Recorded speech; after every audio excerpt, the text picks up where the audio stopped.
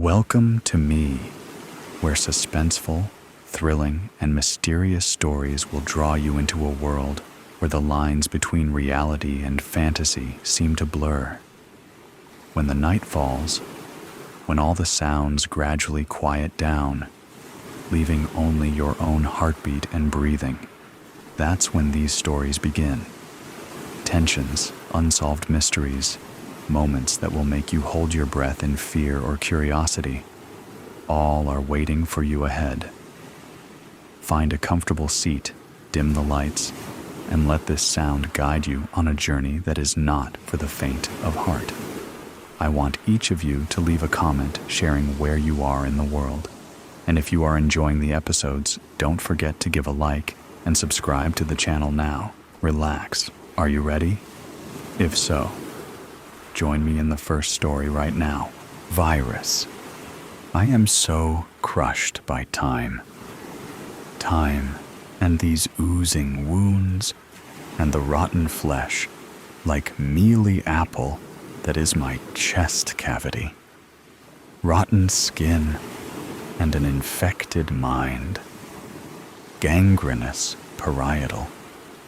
So insatiably starving for living flesh, to rend it in my grinding jaw, the music of muscle mashing between molars and canines. A beating heart, my own, a thick, bloody steak. The fog of insanity. I am a monster, a living dead. I was once a man, the axe head, dragging heavy in the dirt. A curved razor edge and an engraved raven screaming in the silver. Scratches all along the throat and dried blood caked from heel to toe. A thin trail drawn in my footsteps, full of nightmares and terror. A horsefly crawls from a soggy hole in my cheek. Up ahead, in the cobalt blue between night and dawn, a cabin with windows boarded and the door barricaded. Faint whisper of light on the eastern rim, hope pretending to be where it's certainly not. Or is it truly there? Does hope still exist when your own has gone from the world? Footsteps forward. An animal slaughtered and torn to bits in the yard. A goat, most likely. Its rib cage shorn and sucked of the marrow. Bones and hooves make for lovely crowns. Some of the infected have shown an affinity for satanic macabre, my own skin crawling. The devil inside me too. Feed, devour carcasses, piled and burned and turned to ash. Skulls with strips of flesh melted to orbitals. An explosive exit wound from a lonely dome rolled to the bottom of the blackened heap. Shotgun sawed off. The stench is unmistakable, an overpowering, mutant reek blowing about in the wind. Someone has defended this place well. It's eerie and silent. No barn or garage. Tracks swerve backwards frantically in the gravel driveway. No vehicle in sight. A rope swing slung from the branch of an oak shivers in the breeze. Crows cry from the barren trees. They've learned not to pick at our remains. Those that do go stark mad. They attack their own, and soon the whole murder is infected. Dark balloons, writhing in the sky, plowing at high velocities into stone structures, crashing through glass and shredding themselves to feathered ribbon. Perhaps everything living is gone. No. Through the foul aroma, something else. Sweat, blood, tears. Feast. The wood porch groans under my feet. Rancid stumps numb to feeling. Digits cracked and twisted from wild wanderings. Everything boarded. Nothing through which to peer. I rap a knuckle on the door. Solid, reinforced with planks. Or perhaps the overturned dining room table. I make sure to stay clear of the frame. Whatever shotgun did damage to that skull could be waiting on the other side. Moments go by. Nothing. I asked Caroline to marry me in a field of sunflowers. I planned to surprise her at the peak, but the sun pouring over the ridge painted everything a warm, liquid gold and filled me with a fearlessness I've not felt since. A courage that makes old friends of forever. She paused, a petal between her fingertips, and when she turned around, I was on one knee with a little box and a ring. I didn't even get the words out. Yes, she breathed, dropping to the ground with me, my palm circling the small of her back, her hand running laps through my hair. Brown eyes, like Kodiak fur. I press my ear to the door, raw appendage blistered by the cold, the upper portion torn away by raking fingernails. Inside, a sound wave, barely a ripple, and then a booming echo, the thundering of a grandfather clock from a time long past. What's the hour? 5 a.m.? 6?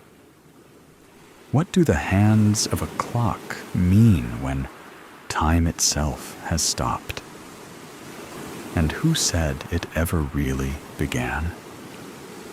All of us zombies back then, slaves to time, wishing we had more, doing nothing with it, the best intentions, and all of our might, and all we did was eat the world. Mind virus, mustard gas in my demented cerebral, entire battalions twisting in the mud, gasping and choking, clawing away at their necks. Quiet, solitude, a freezing morning, and a cabin in the woods. Flesh, feed, gorge. I descend back down the steps and head for the rear of the house. My eyes dart in their sockets, alert to danger. The obliterated mutants in the yard burned in my thoughts like the scorched outline of a cattle brand. A ton of ammunition to build a mountain of bodies that big. Landmines and claymores, maybe. But the car gone, and no sniper fire to greet me. A fiendish drawl of laughter leaks from me. Where else to go? The hell is all around you. The backyard, gray and dreary and desolate.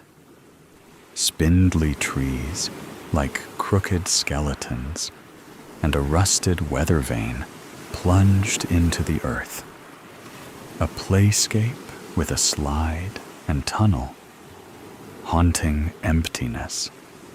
abandoned next to the playscape, a purple big wheel with pink streamers taped to the handlebars and Disney princess stickers pasted all along the back seat, ice in my fingertips and chalk in my throat, a rupture in time and a memory forced to the surface. Winter sunlight streaming through the living room window and a cinnamon aroma wafting through the hall. Evergreen needles and ornaments sparking within, icicles and candy canes and crimson hearts adorned with all of our smiles, thrashing, tearing, ripping, the wrapping paper undone while she giggles with glee. "Wow!" she hollers, animated as a cartoon coyote losing its top. "Yay, Daddy!" She bounces up and down in the rubble, the paper crunching and crinkling beneath her, a smile on my face, and Caroline's hands on my shoulders. She kisses my cheek and rests her chin on the top of my head. "Oh, what did you get her?" she asks, the size of the box exasperating the tone in her voice. Surely there's nowhere to put it? Not in this tiny space. "It's a big wheel, Mommy." She's flipping it sideways and shoveling away the mess to give her mother a clear view. Her eyes beam with excitement, and electricity crackles in the room.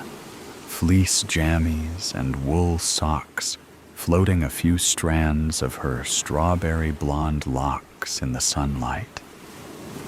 "Can we take it out, Daddy? Can we?" She tugs at my arm. "It's all right with me. Ask your mom, though. Even Daddy has to ask Mom when he wants to do something around here." She bites her lip. She can be annoyed by the box occupying half the living room, or the childishness of her husband's silly, untrue joke. But what she can't deny is the thrill in her daughter's voice, or the simple joy that arises within a child when they receive a bike on Christmas. "Oh, okay," she relents, "but coat and boots on Missy. And take your father with you. I've got a breakfast casserole in the oven, and I still have to ice the cinnamon rolls." Gabby bounds from the room cheering. "And you?" She gives a playful shove. "Get that box down into the dumpster before I tape you inside and return to sender." I wrap her in my arms and take her down to the rug. She shrieks and we laugh and kiss, rolling around in the mess. The empty playscape again, front and center, and the big wheel lonely on the hard ground. Rage surges through me. I have the sudden urge to split a living thing in two, to pin its entrails to the wall. My hunger is an ocean, a quick twitch, wretched suffering, and a tweaking need for flesh between my teeth. There's a log on a stump from the before times when smoke from a chimney wasn't a sure way to get you killed. I raise the axe over my head and unleash an animal howl. I bring it down savagely, splitting the log in two and the stump 3/4 the way to the ground. Rage, feed. I pry the axe free and return my gaze to the cabin. Something unexpected. The back entrance is exposed. The door's been ripped from its hinges. It lies mangled 10 yards away. Darkness in the frame. Silence. No movement, but my own steps forward. A snarling in my mind. An impatient unease. I pick up a stone and lob it through the door. No hail of gunfire. No screams shredding the silence. I hold the axe steady and enter. A trail of blood on the kitchen floor and a shattered coffee pot nearby. Jagged remains of dishes scattered everywhere. Bullets in the wall and casings at my feet. A confrontation. But where are the bodies? Or at least the remains? Somewhere near. The scent is stronger, and the sound audible through the door. It's clearer now. A radio. There's a radio playing. It's coming from the living room. More blood on the carpet. Not just droplets, but messy splatters with a darker hue. A more gaping wound. An open artery. A bigger chunk removed. A green light blinks in the bookcase. The radio mumbles away. My monologue's out of control. I found the hole where the happiness goes. Lump in my throat, and a throat in my tongue. I'm gonna scream at the top of my lungs. You get lost in the ocean. What do you do when you are so broken? The flood, the feeling comes over. How are you so loved and so lonesome? I press the power button, and the noise ceases. Starving. I'm so starving. And sun-stable calm has bloomed within me.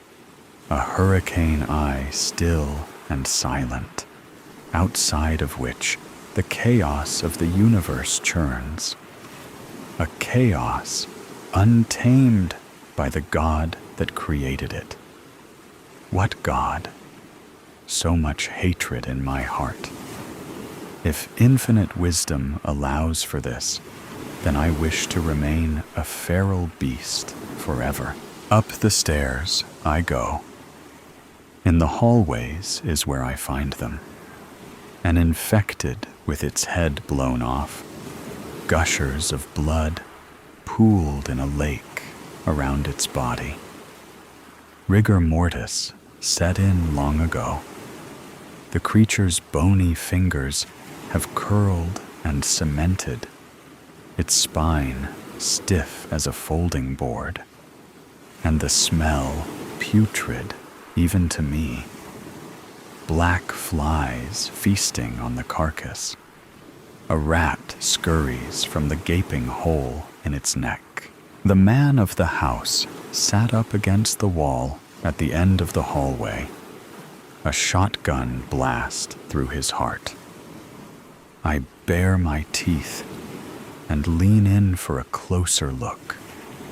Yellow in his eyes, in his fingernails, claw marks on his neck, infected by the thing he slew. Took his own life to avoid the fate of us. He's a weak dead, at least. No use to me. I crave flesh that's alive. There's nothing alive here. I reach into his pocket and find an unused shell. I slot into the shotgun and tuck the weapon under my arm. I descend the stairs and head back outside. I make for the woods behind the cabin. Maybe I can kill a buck and drain its blood, enough to sustain me while I hunt. Icy dew on the hard ground. It cracks beneath my steps. I stop in my tracks, and a hellish grin spreads slowly. on my cracked lips. What a gift of the virus. The nose of a bloodhound. The scent has returned. It possesses me, makes my blood boil. I follow it, saliva dripping from my chops. Thump, hollowness beneath me. I roll onto my toes and then back on my heels. A creaking, and then a soft whimper. I can hear the blood rushing in their veins. My rain blows down upon the concealed cellar door. Screams that curdle the air, and animal fear that only presents inches from death. I jam my heel into the destroyed wood and rip the pathetic thing from its hinges. I descend down, feeding time, a woman in tears and shaking uncontrollably. The virus propelling me forward like a demonic puppet. So dark in here, just a single lantern, and still barely any light in the sky. My jaw ready to clamp her throat, a whimper beneath her breast. A child, a girl, 2 years old, time swirling backwards again. Terrified screams, creatures tearing through our home, crawling on the walls and ceiling. Caroline sprints to the truck, Gabby bawling in her arms. The pistol barks in my hand. A bullet explodes through the eye of a pursuing mutant. Now I'm tearing after both of them, heart in my throat, the fear of God releasing atmospheres of adrenaline. I rip open the cab door, but it's too slow. The creature's claws are in my calf, and he's drawn blood. I waste him with the last bullet in the chamber and fall backwards, dragged to the pavement. I can feel it surging inside of me. Caroline screaming, my face in her cupped hands, hot tears streaming down, foam in my mouth and violent convulsions. My windpipe is constricting. Go.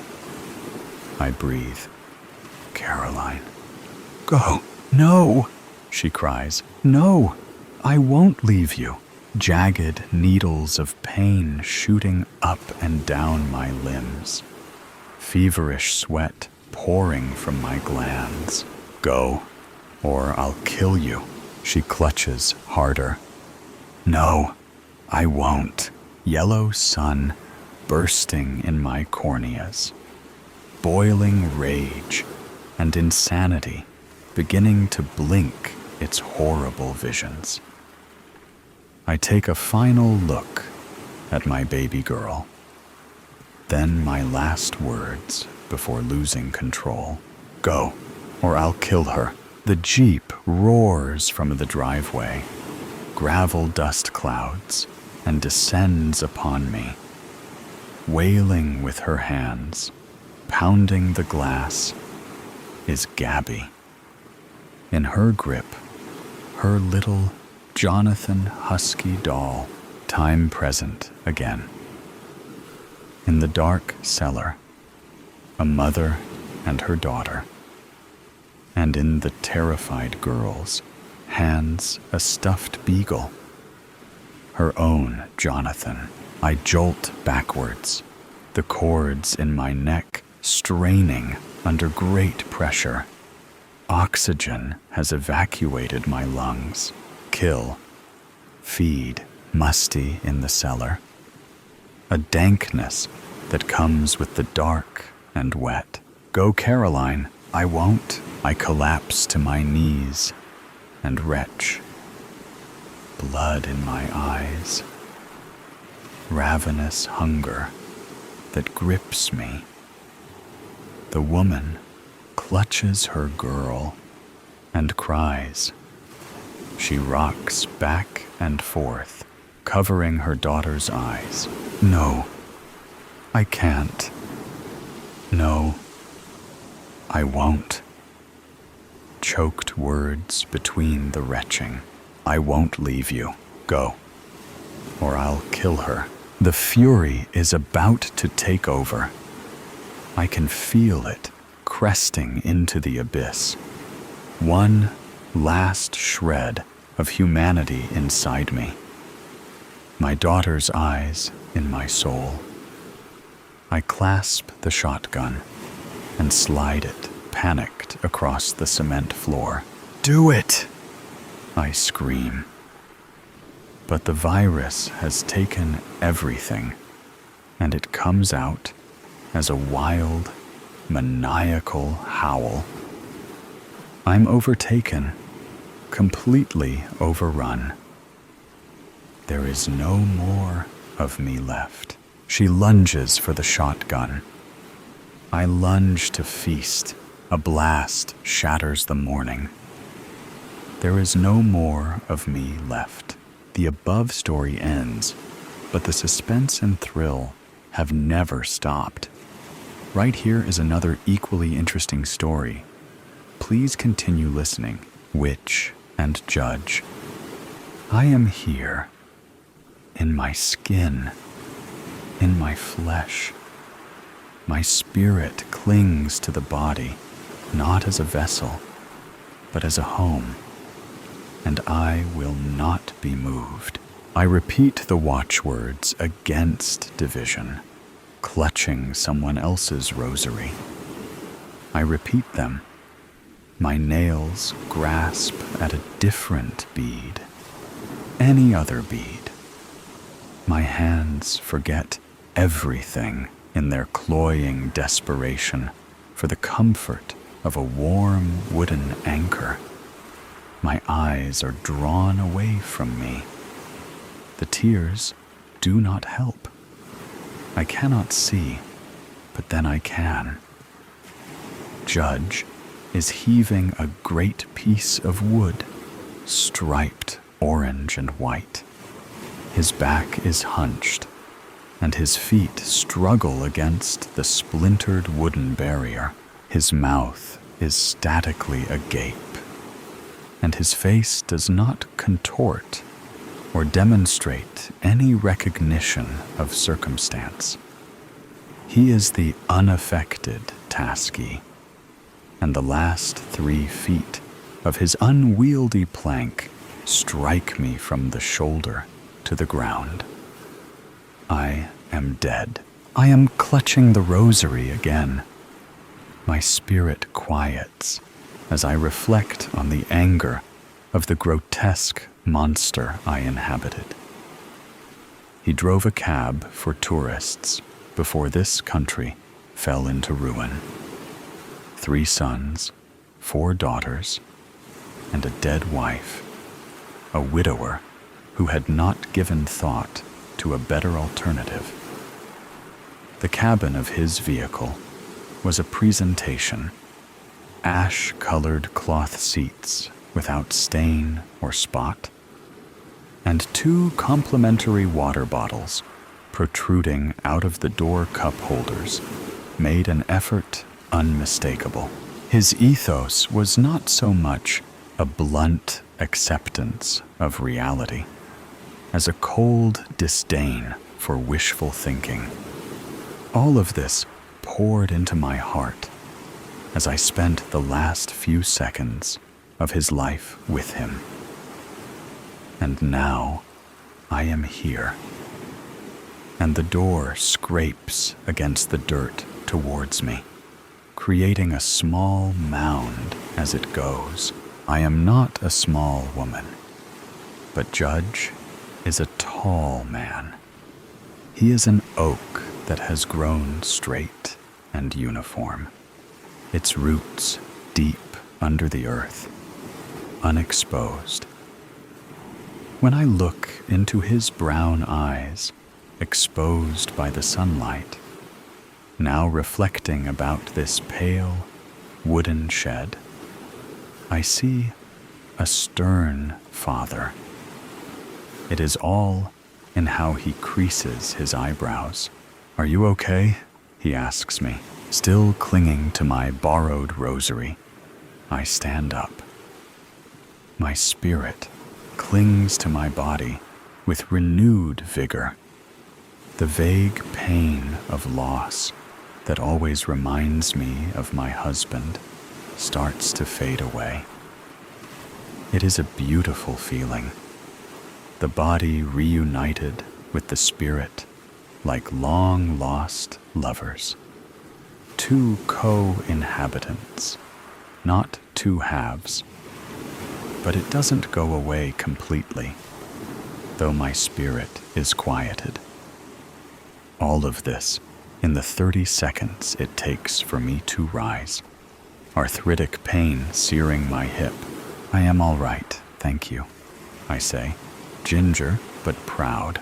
He does not carry that large piece of wood anymore, but his hands have the blisters to prove he once did. He does not want to show it, but he looks tired. And the bulging plastic monster on his back, carrying all of our supplies, seems to make it worse. He needs to rest. I am really feeling quite at peace. Perhaps we should rest. He seems to have difficulty understanding what I am saying. His eyes are fixed upon a small hole in the corner of the shack, where something has dug up the dirt foundation. It is good to rest here. His gruff voice and Italian accent remind me of an old Don from a mafia movie who spoke wistfully of the old country. But he lacks any of the charm or familiarity. His breath is still heavy. The rising and falling of his chest is easily seen through his fleece jacket. His mouth is slightly agape, as though it only existed for the intake and expulsion of air. He blinks again. Then finally, there is motion. He does not spring into action. He slowly rolls his shoulders, and the large backpack falls to the dirt on its bulging pockets, rolling back and forth like an upended turtle. I strongly believe in the importance of polite conversation. It is the only contribution I can make given my infirmities. What wondrous weather it is. He begins to unroll the sleeping bag. It is for me, of course. He is ever the gentleman in that way, at least. Was it a joy to have such weather in your youth? The sleeping bag haphazardly sprawled on the ground. He takes out a portable stove. His hands seemed designed to break the little dials. Yet he turns it with shaking fingers and a hunched back, like a chef garnishing his signature dish.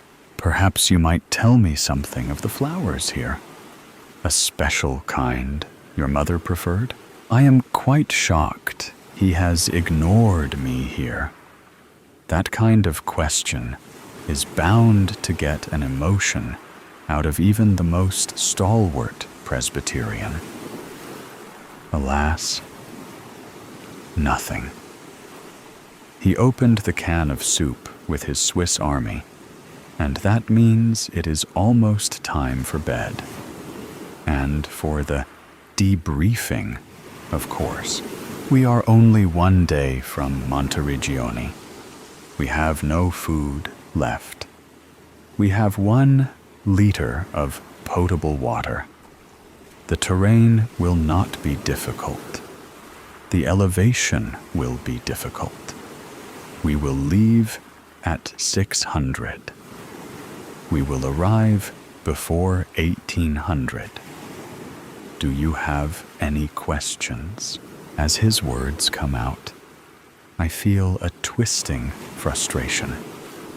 2 months of scavenging Rome. A week of marching through Tuscany. So many dead people.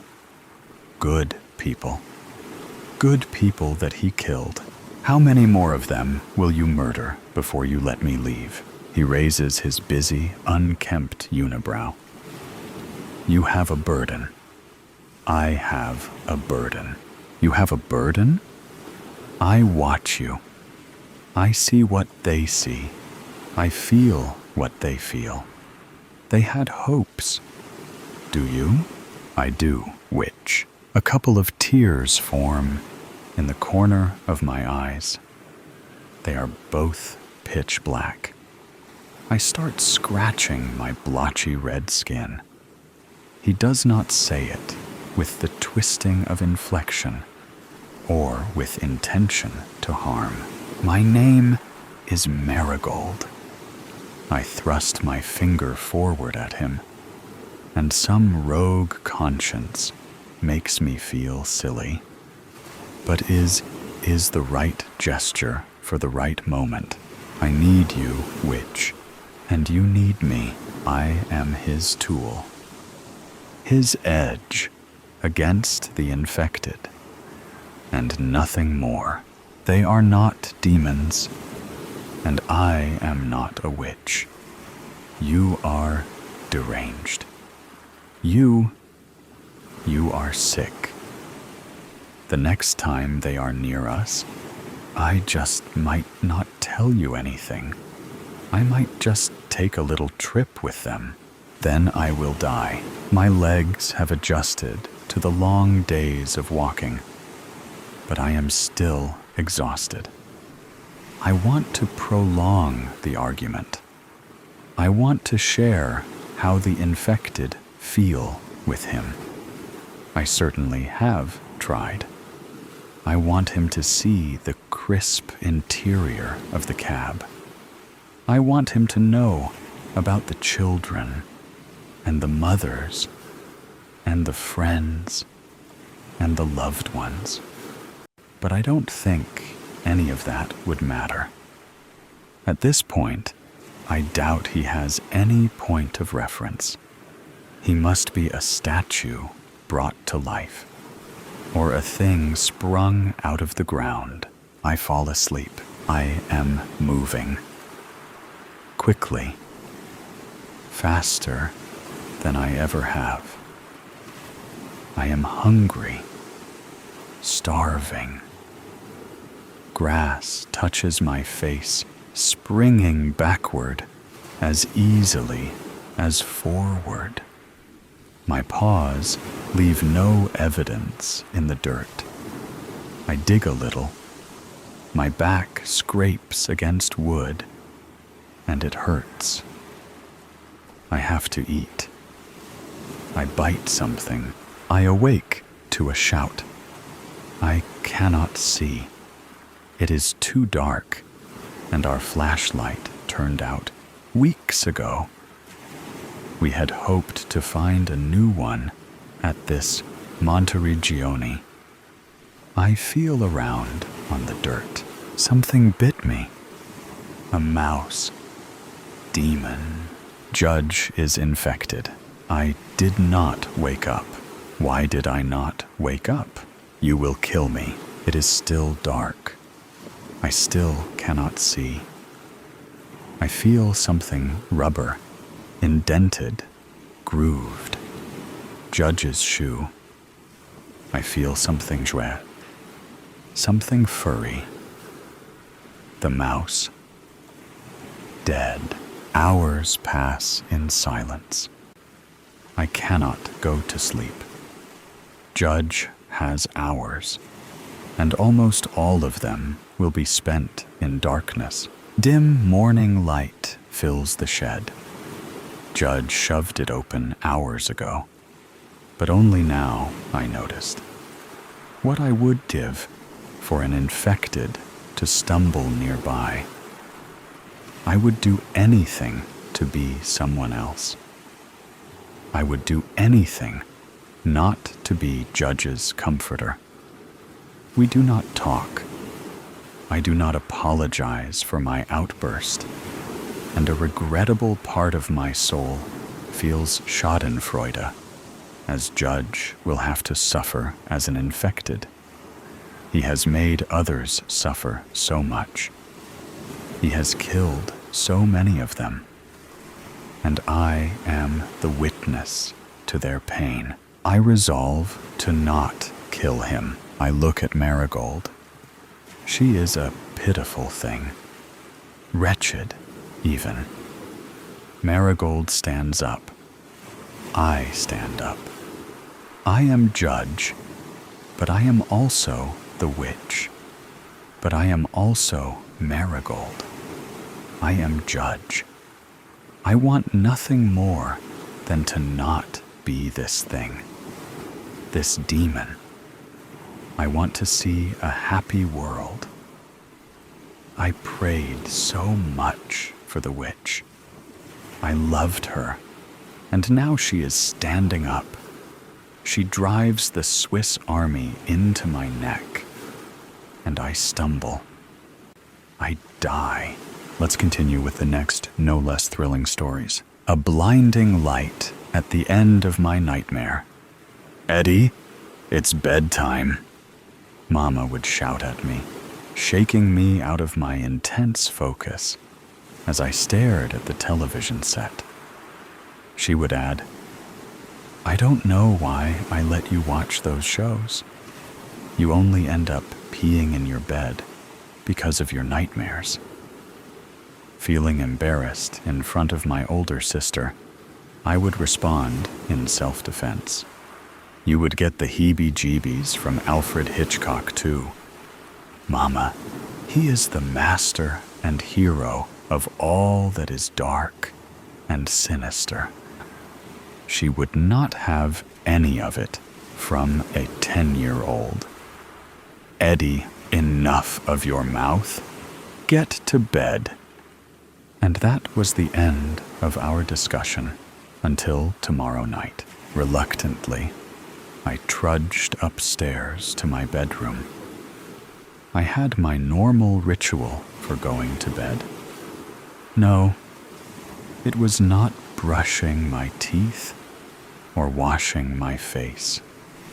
I would search every corner of my room, looking for suspicious evidence that creatures were patiently hiding for their next meal. Me. Once I canvassed every nook and cranny, I would slither under my covers, imagining that it represented a force field from all supernatural beings and beasts. Feeling some assurance that I was safe, I would drift off to a light sleep. A scraping branch against the house, a creaking pipe, a howling wind, or murmuring voices would be enough to rustle me out of my delicate slumber. I would wake with a start and repeat my ritual. Then, for the rest of the night, fall in and out of sleep. I figured a gruesome beast must have taunted me, because, unfortunately, it was very damp between my sheets when I awoke in the morning. Like any other morning, my sister would offer up her compliments. You look like hell. Eddie, did you wake up in the jaws of a monster this morning? Did you have to swim out of your bed? I turned to her with a sardonic grin, saying, Be careful, or my swamp monster might swim in your bed some night. She looked at me with disgust, saying, Eddie, you are so revolting. My breakfast then proceeded without interruption. However, this morning would be different. After my sister left for school, my parents decided to have a heart-to-heart talk about my viewing and sleeping habits. They had planned this out well, because no counter-argument I mustered up would change their plans about my immediate future.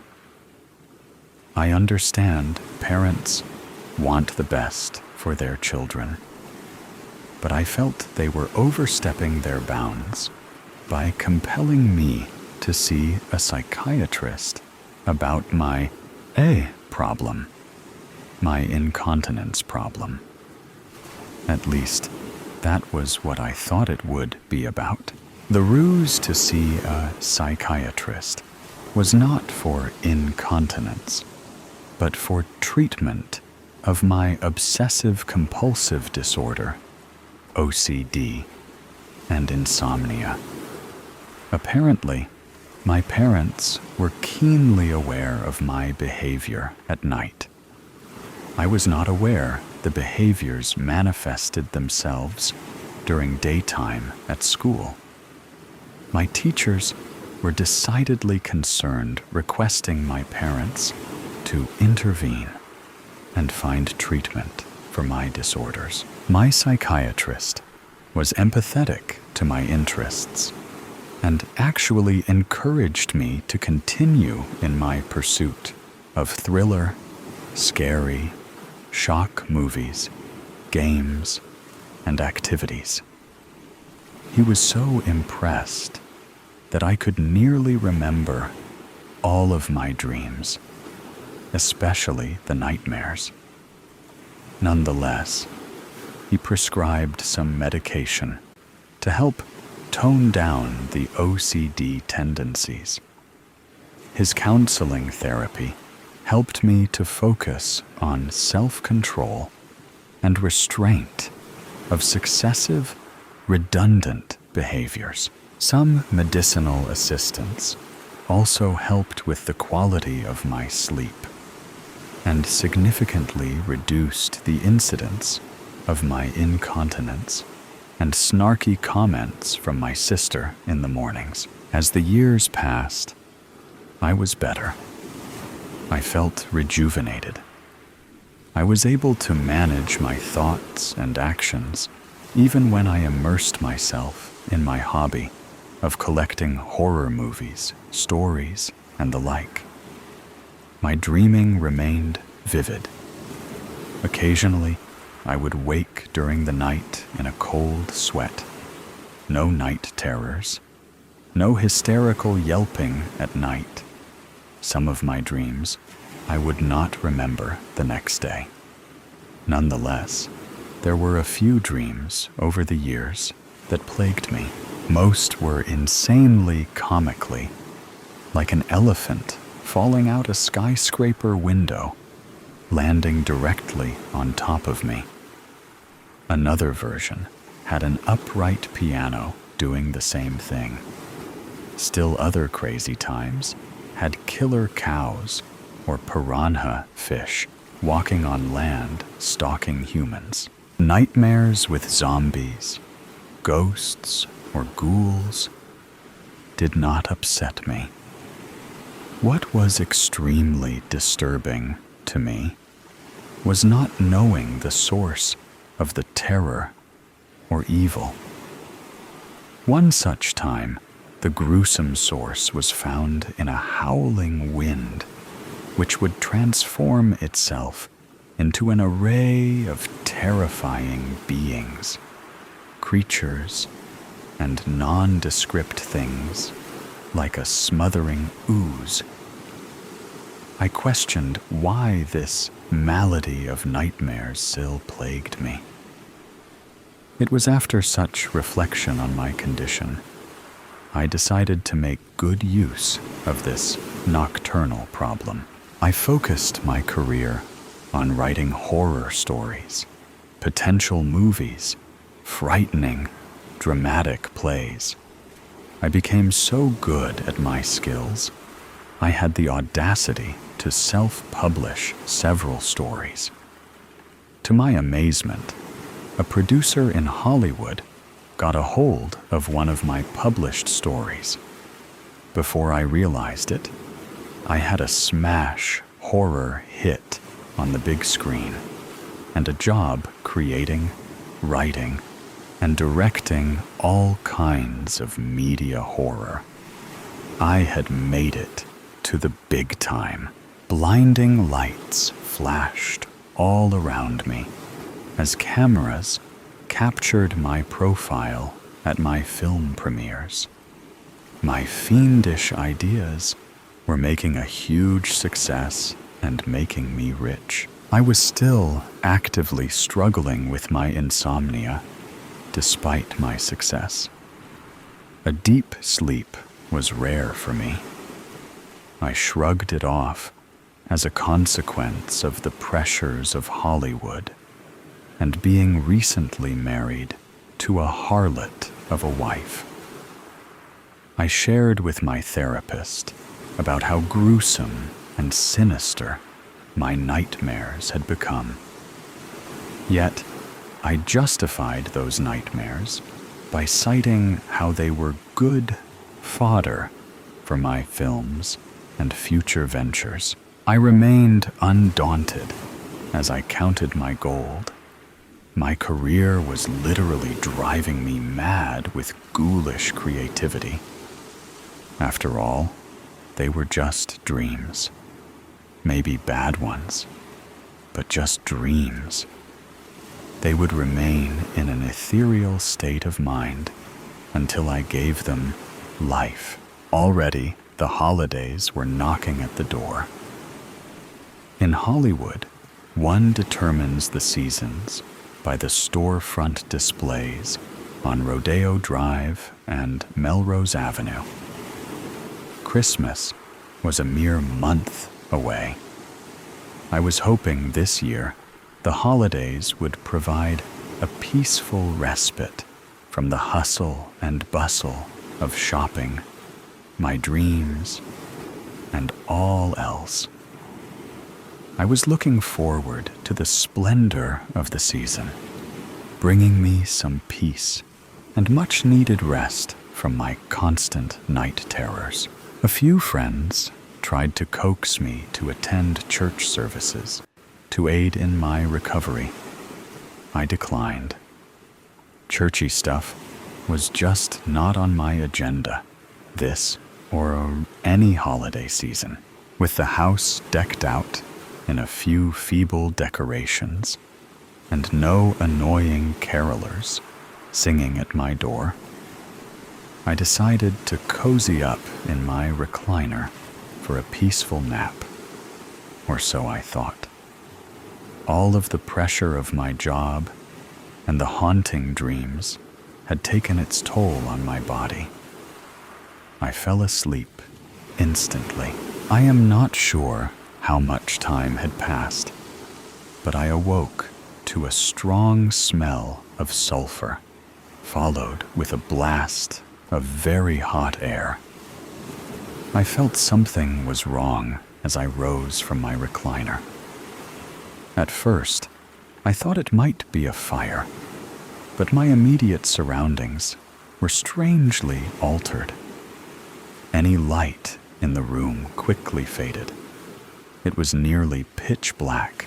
A pinpoint of light emerged from a distance. It grew larger as it advanced toward me. Strangely, the light spoke to me. From the day you entered this world, and now to your grave, your soul has been marked for me. This is the beginning of eternity for you.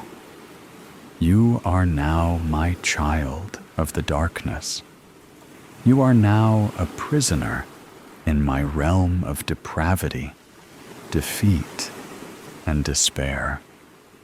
Your soul is a good fit because of your perverted thoughts and sinister desires of your corrupted heart. I was stunned. I stammered out a question at the light. Who are you? And why are you visiting me? I heard clattering noises and voices in the background. The light said, I have several names. I am known as the day star, the morning star, Lucifer. In a bellowing, prideful voice, it said, I am the accuser. Instantaneously, a terrifying dragon appeared, hissing fire and sulfurous acid as it spoke these words. I am Satan, the deceiver and devourer of the whole universe. I was incredulous and could not speak. The dragon continued on. I am here because it has been your desire to delve deeper into all things purely evil and wicked. Ever since you were a child, you set your things on devilish, depraved images.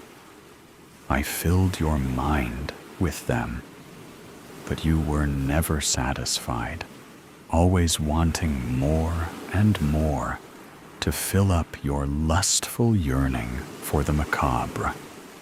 You became successful at using my craft of malevolence in this world. Now it is time for you to repay me for all that I have given you. I frantically looked for a way out. There was none. With a trembling voice, I said, I never asked for this. Since I was a child, my nights have been filled with extreme anxiety and insomnia. You made my life a living hell. Satan quickly responded, My boy, my foolish boy, that is exactly the point. Your fascination with wickedness and death have preoccupied your mind through your entire pitiful life. I just gave you what you wanted. A living hell. You devalue human life with wretchedness and contempt by the monstrosities you have created. That is what your heart desires. Satan chuckled through his explanation. He showed me a vision of human faces etched in despair. I heard voices crying out in blood-curdling wailing. There was incessant gnashing of teeth. Flames engulfed the disembodied faces. Roaring conflagrations of intense fire and heat spewed from the vision, causing me to fall back. I was mortified and overcome with great fear. Satan spoke again with confidence. You are trapped by your earthly desires. There is no way out. My final gift is for you to capture the misery, hopelessness, and utter terror of hell in your next earthly venture. After that, your soul belongs to me in the everlasting fires of hell.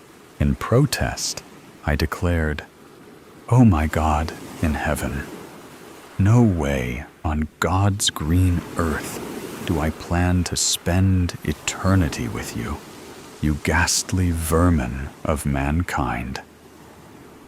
At the mention of God, Satan cringed. He vehemently argued, I took care of him 2,000 years ago. I made sure he was dead, this self-proclaimed prophet, called the Christ, who called himself God.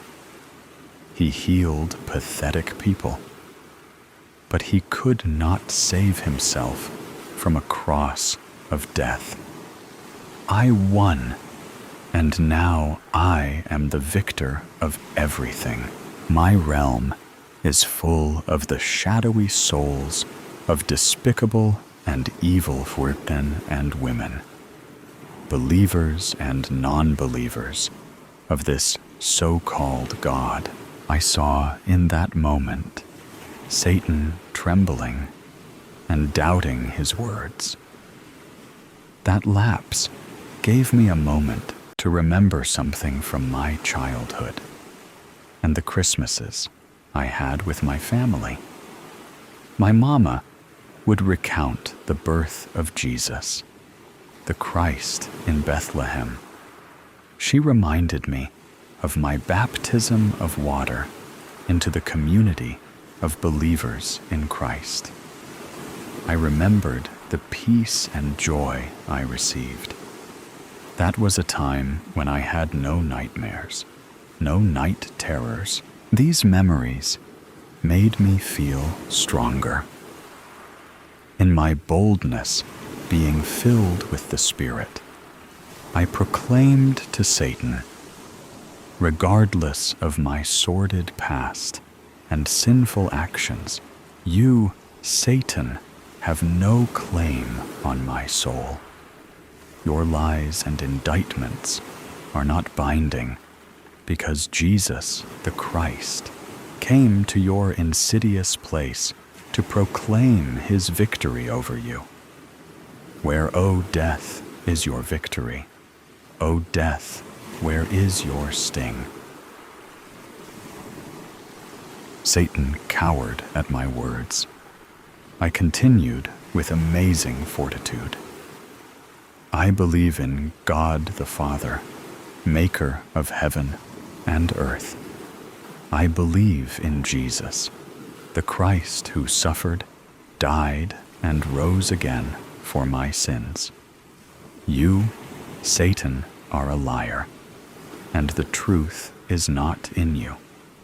You are damned, but I am not, because the Christ has forgiven me of my iniquities and wretchedness. The Christ is my way out of this nightmare. Begone, Satan, in the name of Jesus. A thunderous rage poured out like earthquakes, volcanoes, and raging storms, simultaneously erupting from the evil one. Instantly, Satan departed, and this frightening nightmare ended. In his wake, a blinding light emerged. I peered at the light. I saw a star hovering above a man and woman, gathered at a crib of straw. In that crib, I saw a baby wrapped in cloth, and the space around me was illuminated with an incredible light. A great peace descended upon me, releasing me of my terrorizing night afflictions. May your dreams be filled with joy and peace of the baby whose dream became reality to save man from himself. There were shepherds living out in the fields nearby. It was night, and they were taking care of their sheep. An angel of the Lord appeared to them, and the glory of the Lord shone around them. They were terrified, but the angel said to them, "Do not be afraid. I bring you good news. It will bring great joy for all the people. Today in the town of David, a Savior has been born to you. He is the Messiah, the Lord. Here is how you will know I am telling you the truth. You will find a baby wrapped in strips of cloth and lying in a manger." Suddenly, a large group of angels from heaven also appeared. They were praising God. They said, "May glory be given to God in the highest heaven, and may man to monster." The bite mark upon my shin shined red with a purple hue, outlining the teeth indentations. "No, no, George, please, no," wailed my wife, her knees buckled, slamming against the wooden floor of the abandoned, looted home we had found short reprieve in God knows where, Michigan. My children, Meryl and Leo, stood behind their distraught mother. By the looks on their faces, they had not yet comprehended the severity of my situation. It had been a week and a half since the outbreak. A lab test that had gone awry. The U.S. military thought they had created a superhuman drug, one that overrode the humanistic qualities of pain, reservations, fear, and the consequence of reckless abandonment. Simultaneously, this drug also heightened testosterone and adrenaline levels beyond their standard yield. The intent was, upon inoculation of the said drug, the soldier, Marine, fighter pilot, policeman, fireman, and any other form of military and first responder personnel necessary for the safety and protection of the populace would become fearless machines that could enter any burning building, gunfight, and combat zone with the sole intention of completing their objective without the inhibitions of the typical human. One would think this was the beginning of creating the most fearless corps of men and women the world had ever seen. From my understanding, the testing transpired in a Northern Californian military installation. Volunteers of the U.S. Armed Forces participated in the experimentation with the promise of hefty compensation. At first, it seemed a success. News reports stated that the super soldier had been produced, stoking courage in our countrymen and fear in our enemies. Footage circulating the interwebs showed army men stepping through thick, boarded walls, swarming and cutting down artificial targets with precision and lethality, scaling walls at lightning-fast speed, and performing deftly feats on land, air, and sea. The Pentagon was still patting itself on the back when one of the test subjects had ravaged and gored his wife, child, and house pet. Not only that, another was at a house party and had cut, bit, and shredded some of the other party-goers with their bare hands. Worse, those affected by these sudden acts of acute violence had taken on the monstrous nature as well. The captured affected, now infected, were held against their will by scientists of the highest order. These experts revealed the drug's design had gone rogue, what best could be described as a feedback loop. The effects that made the drug successful had become indefatigable. The bodies of those with the drug in their bloodstream were unable to shake its domineering effects. It seemed to feed itself, making the subjects more fearless and tolerant of pain. Moreover, its psychosis-altering capabilities had reached levels of deadly proportions. A ravenous desire to bite, claw, and eat raw flesh had become the deity of their souls and singular desire.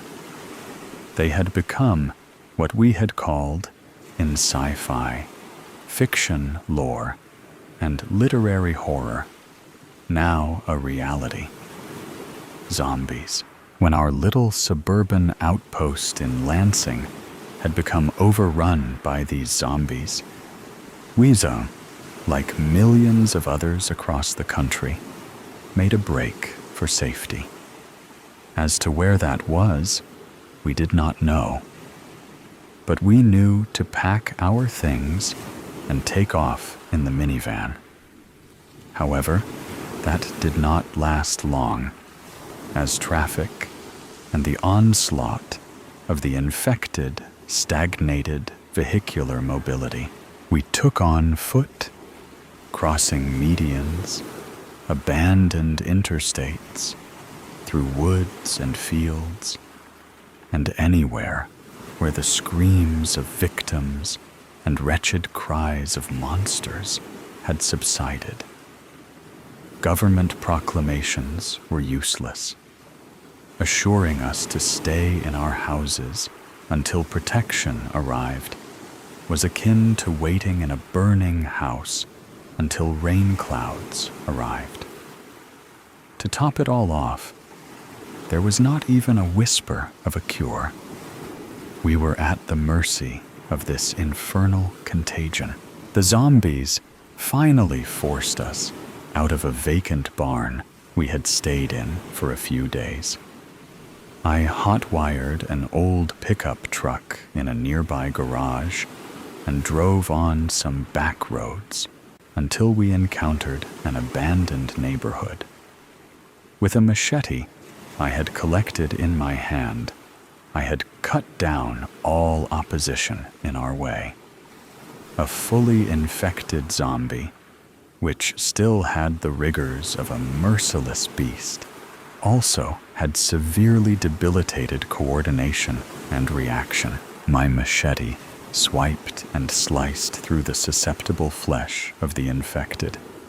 A mere sidestep and a high school level trained baseball swing proved sufficient. All seemed manageable, that is, until I passed a half-chewed corpse, severed by what appeared to be the teeth marks of a chainsaw. As I motioned for my family to hurry over an HVAC unit and through a busted-out living room window, the halved corpse snatched me by the ankle. With its clammy, gray hand, it yanked itself towards my leg and clamped its maw around my shin. I stifled my cry and hacked it away until it fell still. My wife, Erin, noticing the struggle, immediately turned her eyes toward the wound as I entered the abode, leading us to our current predicament. She groaned and cried, knowing what was in store for me, for us. I could not help but try to comfort her. I bent down to collect her. "No!" she shrieked, slapping my hand away. A sudden life beheld her, for she scuttled to our children and held them in her arms. A darkened complexion formed on her face. She snatched the machete and extended its edge toward me. My initial reaction was to reprimand her for the hurt. But conceding doom was at my door, it gave me hope. For even if the slightest bit of my bodily fluids entered her bloodstream, our children could fall too, devoured by filicidal mania.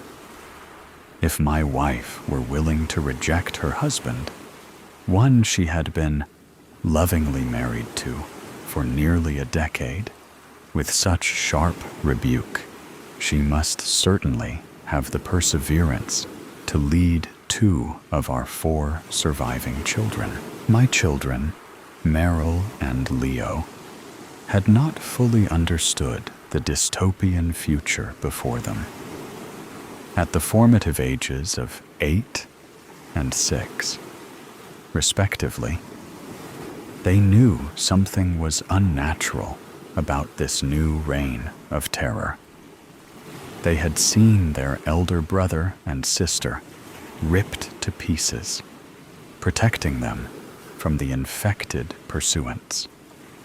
When I found time to weep for my eviscerated firstborns, I did so liberally, but not in front of them. I will join them shortly, but I must put my mortal family in order first. Honey, Meryl, Leo, I said, kneeling to meet their eye level. Yes, Daddy, uttered Meryl. She had her chin against her chest, and it quivered. That's a good girl, I said. I want you to. A sudden pang shot through me. The side of my neck tightened, and my lower jaw protruded out, baring my lower row of teeth. The children gasped. My wife pulled them close to her and backed away from me. Back, I shouted. Get back! I was not sure how the transition would consume me, but I had certainly felt it.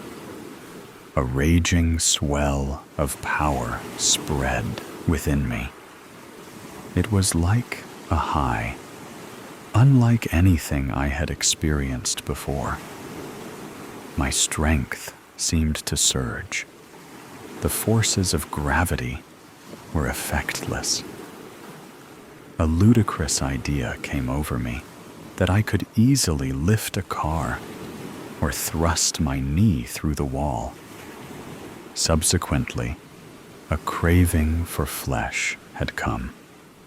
My mind started to obsess over the notion of sinking my teeth into a sumptuous piece of raw chicken. I thought about how my teeth would break the surface, diving into its tender structure and tearing it and consuming it, slaking my hunger. I slid my tongue between my molars to replicate the sensation. Then my senses returned. I must have fallen into a fit, for my family gaped at me with fretful eyes. I was on my side in a pool of sweat. I didn't move. If I could lie still and slow my heart rate, perhaps the effects of the bite would curb, leaving my family more time to flee so they could remember me before I succumbed. Sweetheart, I grunted. A pain was forming deep within the pit of my stomach. I want you to get to my parents. My wife, clutching our children, replied with a tear-filled cry. Why? Their cabin in Barreton. They have guns, land. It's isolated. The pain had reached an unruly state. My back arched, my limbs tightened, and I began to writhe and twist upon the ground violently. I froze, paralyzed by the locking measures of my muscles. I saw my son's leg, supple and bare, peek out from behind his mother. It was then that a sudden predatory inhabitant inside me overpowered my sensibilities. My fingers dug into the floor. I let out a roar, drool trailing from my jowls, and scampered toward my terrified family, ready to tear the flesh from their hides. Run, kids, run, my wife cried. As my family started to flee, The fear of loss, my human quality, supplanted the monster that had hijacked my mind. My body eased, and I slumped again. "Aaron!" I shouted. She and my children were near the end of the hall. They turned around. I was dizzy, exhausted, and on the brink of fainting, for my body could not handle the sudden rise of the drug's power. What is it?" she shouted through sobs. My head rolled to its side. I took in the sight of the beautiful family I had, the woman I had vowed to, the son and daughter I had watched grow and play, the family I carried in my heart. "Take care. I love you." Her chin quivered. "I love you too," she said. I breathed a sigh of release. "Go!" I shouted. "Get out of here!" My wife nodded and sped around the corner. When the patters of their feet were out of earshot, I was at peace. The mental guards laid down their defenses, and the disease scaled the ramparts, displacing the man I was and becoming the monster I had feared. I let out a horrid, blood-fueled screech as I rose from the floor, tearing my clothes from my body. It was rage. It was fury.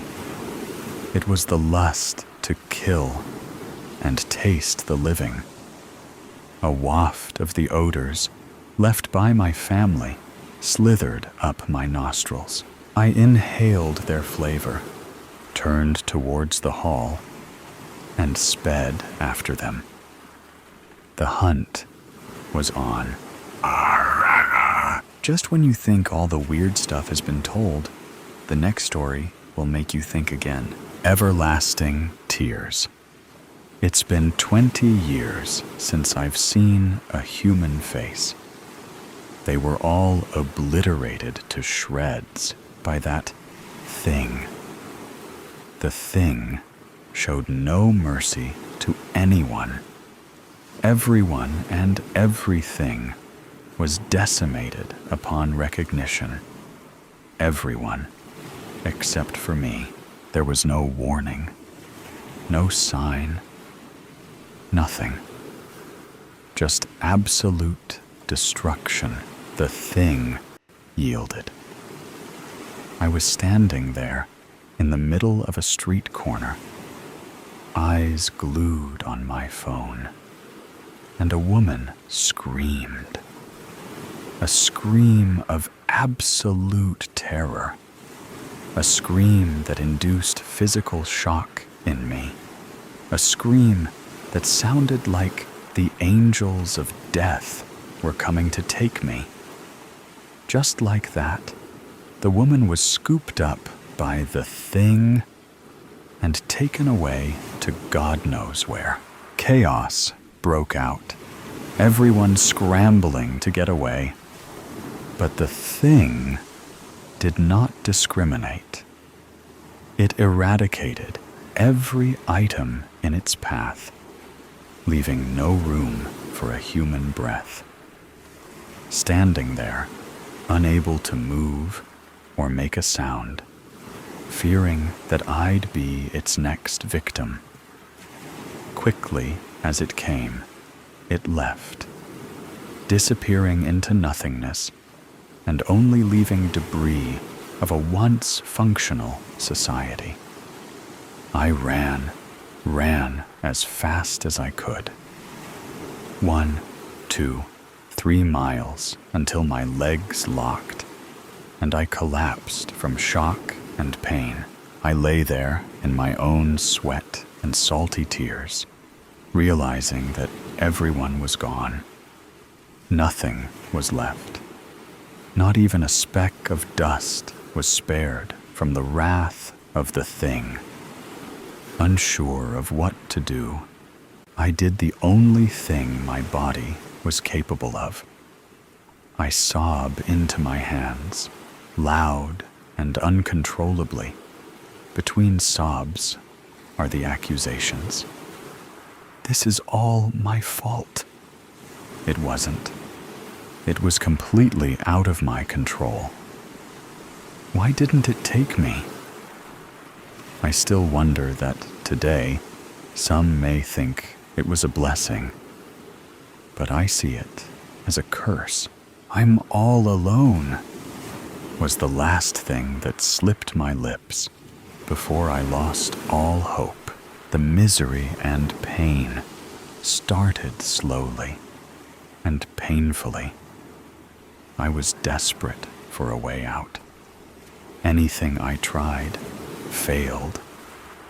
I was stuck in this eternal hell. Next was denial, which struck like a ton of bricks. I was fully convinced that everything happening was a figment of my imagination. I was hallucinating, in a coma, suffering a concussion.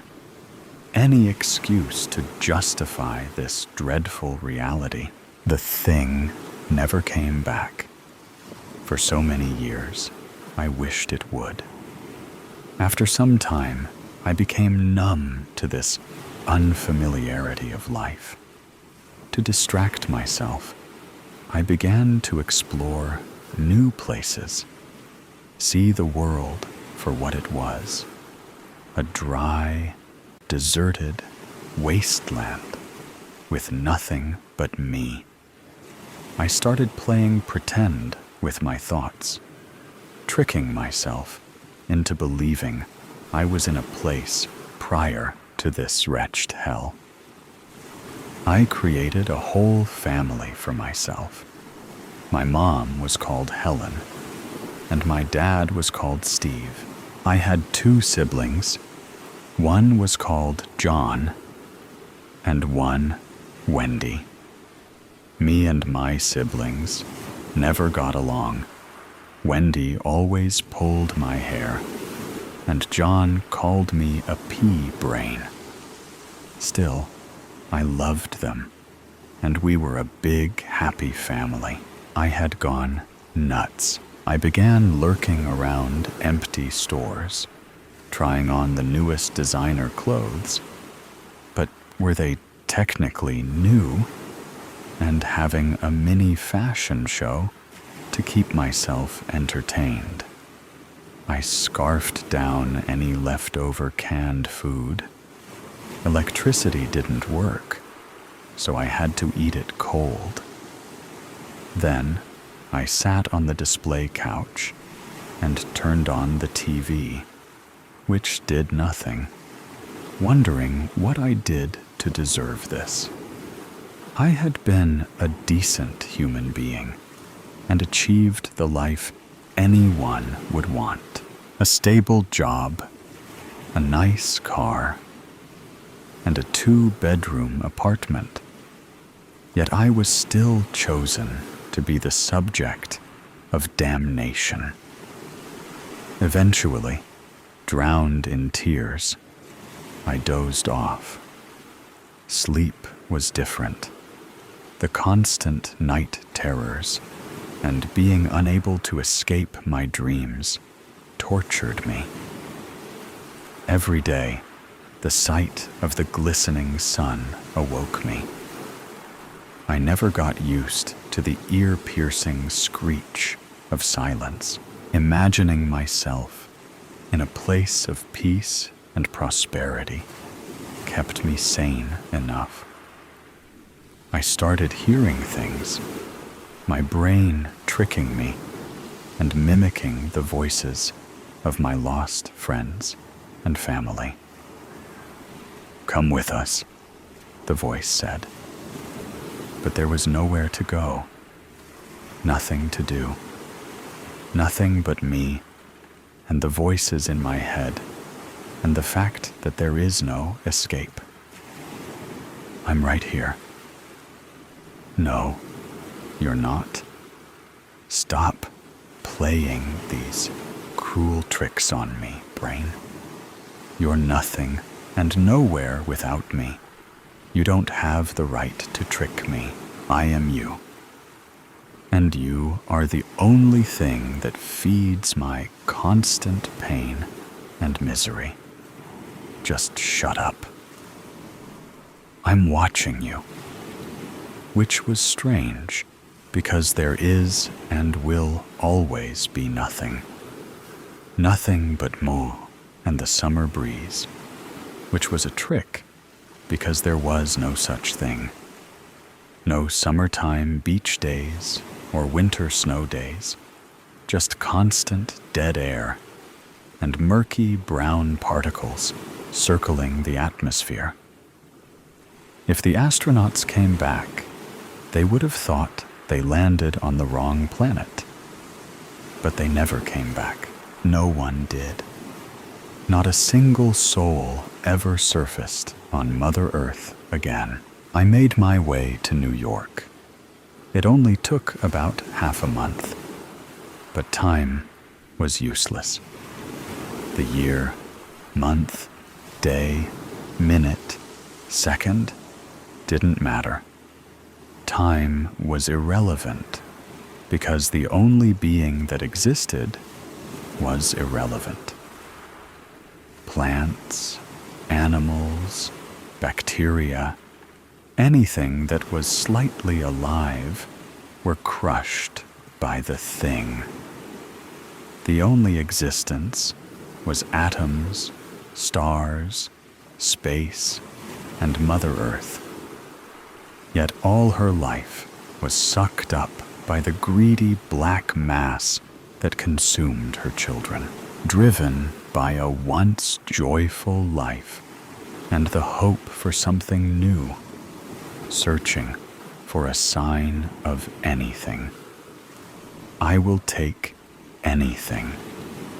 O glorious Mother Earth, please feed my quenched need for something more than nothing. Nothing. Just like before I was given nothing. Frustrated, I began to cry, crying like a child who just dropped their lollipop onto the dirty, hot pavement. Between the tears, I heard a plop, then another and another, and before I knew it, there were thousands of raindrops falling. One by one, Mother Earth has answered my desperate calls with her tears of hope. The dry ground has been nourished with the richness of the tears, and Mother Earth no longer wishes for something to drink. I sit there on my hands and knees, inspecting the once death-filled ground that is now thriving with water. I poke at it and expect dirt as hard as a rock. Instead, I feel the squishiness of mud. It was like touching the cheek of the once flourishing human population. I stare at the mud I had created and let out a scream. The scream echoed across the vast emptiness of the world and bounced back with hope for something new. Something inside of me lit up, and I felt like my heart was going to fly right out of my chest, dance around me, and fly away to the world beyond. Overwhelmed with excitement, I rest my head on the mud, hoping to hear its breathing like it was a newborn baby. I lay there for 1, 2, 3 hours, listening, waiting for something more. The voices no longer taunt me. they cannot patronize me and my thoughts any longer. A deep breath and the sound of nothing filled my ears. Nothing but the sound of the breeze. Mother Earth has given me the milk from her breast and allowed me to suckle on her glorious freedom and chance for something other than nothing. A single tear slipped down my cheek as I cry for the absence of nothing, as I cry for Mother Earth and her generously answering my prayers. I cry for me and for humanity and the thing, which is weird because that thing is the sole reason for my eternal suffering on this glorious planet that was overthrown by death. That did not matter anymore. The only thing that mattered was the spark of hope that ignited the once deceased light bulb. The above story is ended. Let's listen to the next story. Confessionary of a Sane Person. It all started with the car keys, right? That's where it began. What happened was, I left for work in the morning, as I always did. Or I should have, were the car keys not missing. So I sat up from my car and went back into my house.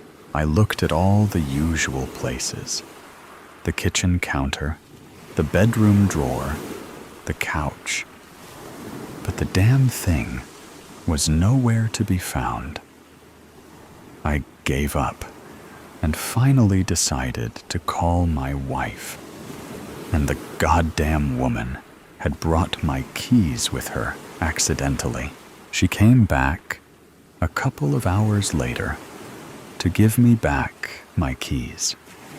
And so I finally left home. Since I was already so late, I figured that if I stopped by a coffee shop, it wouldn't really make a difference. So that's what I did. And that's when everything got worse. After the woman had already finished preparing my order, I discovered I had forgotten my wallet. It's those awkward scenarios you hope never happen to you. Well, it did to me. So I drove back home to look for my wallet. And I went over my house once more. The kitchen counter, the bedroom drawer, the couch. Nowhere. Again. Then I called my wife to see if she had also grabbed my wallet accidentally. She denied it. And, well, you never know with people these days. But I decided to just move on. I went after my neighbor. It must have been an hour or so after I lost my wallet. The last time I saw it was when I was discussing with him in the condo meeting. But that is not the point. Well, I told him about what happened, and I asked politely if he had seen my wallet. But that old man never liked me.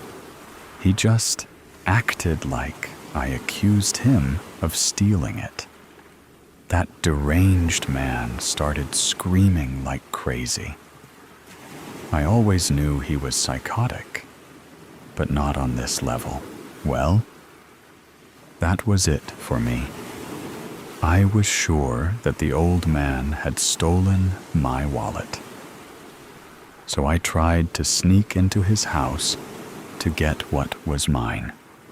It should be a right of a person to retrieve what is theirs. So I tried to enter the house, and he tried to stop me. It turns out that man is not only frail mentally, but also physically. because the old bastard broke his arm. From then on, things got out of hand. A lot of people had to come in, and none of them heard my side of the story. I still think that man stole it, but I can't prove it. Not now. To add insult to injury, he got the condominium trustee to put a restraining order on me. Well, it's not an official one, but the result is basically the same. You see, I am just a sane person living in this mad world and trying to survive, doing my share, not asking for more than what I need. All I look for in this life is peace, but the world keeps getting in my way again and again. I've given up on retrieving my wallet, but I had to stop that man from using my credit card. So I tried to cancel it. But I'm a mere mailman, or I was before I got fired for not showing up on time.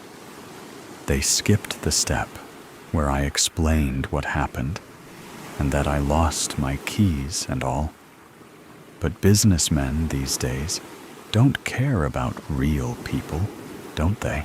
Sorry, I lost my line of thought. What was I talking about again? Right, the credit card. I searched for what to do on the internet, as you do these days. And the steps were clear. Contact your issuer, block your card, review recent charges, and get a replacement card. Simple, right? No, I called the issuer, and they said they had to verify my identity as the card holder before taking any action. Which seems fair at first, but then you realize it's a scam, so they don't have to do a damn thing. How did they expect me to remember my parents' full name? These insane people expected me to know my mother's maiden name. What kind of person knows these things? As soon as I called, the first thing I noticed was that this was going nowhere. Well, not really. The first thing I noticed was actually that the man's voice on the hotline sounded exactly like my first grade teacher. Nasty men, I tell you that. But that was a close second. Well, after making all those stupid requests, he finally started to get reasonable. He asked for stuff like my name, address, birthday, the things that a sane person does remember. But it did not last for long. Soon he was asking me about recent transactions. How am I supposed to know? My wife also uses this credit card. Tell me, how was I supposed to know the last purchase was at Sephora? So he got unreasonable again. He asked me for a scanned copy of my driver's license or passport.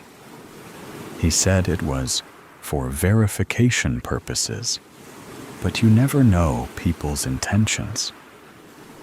Have you seen the newspapers exposing these billionaire companies stealing data from common men like me and you?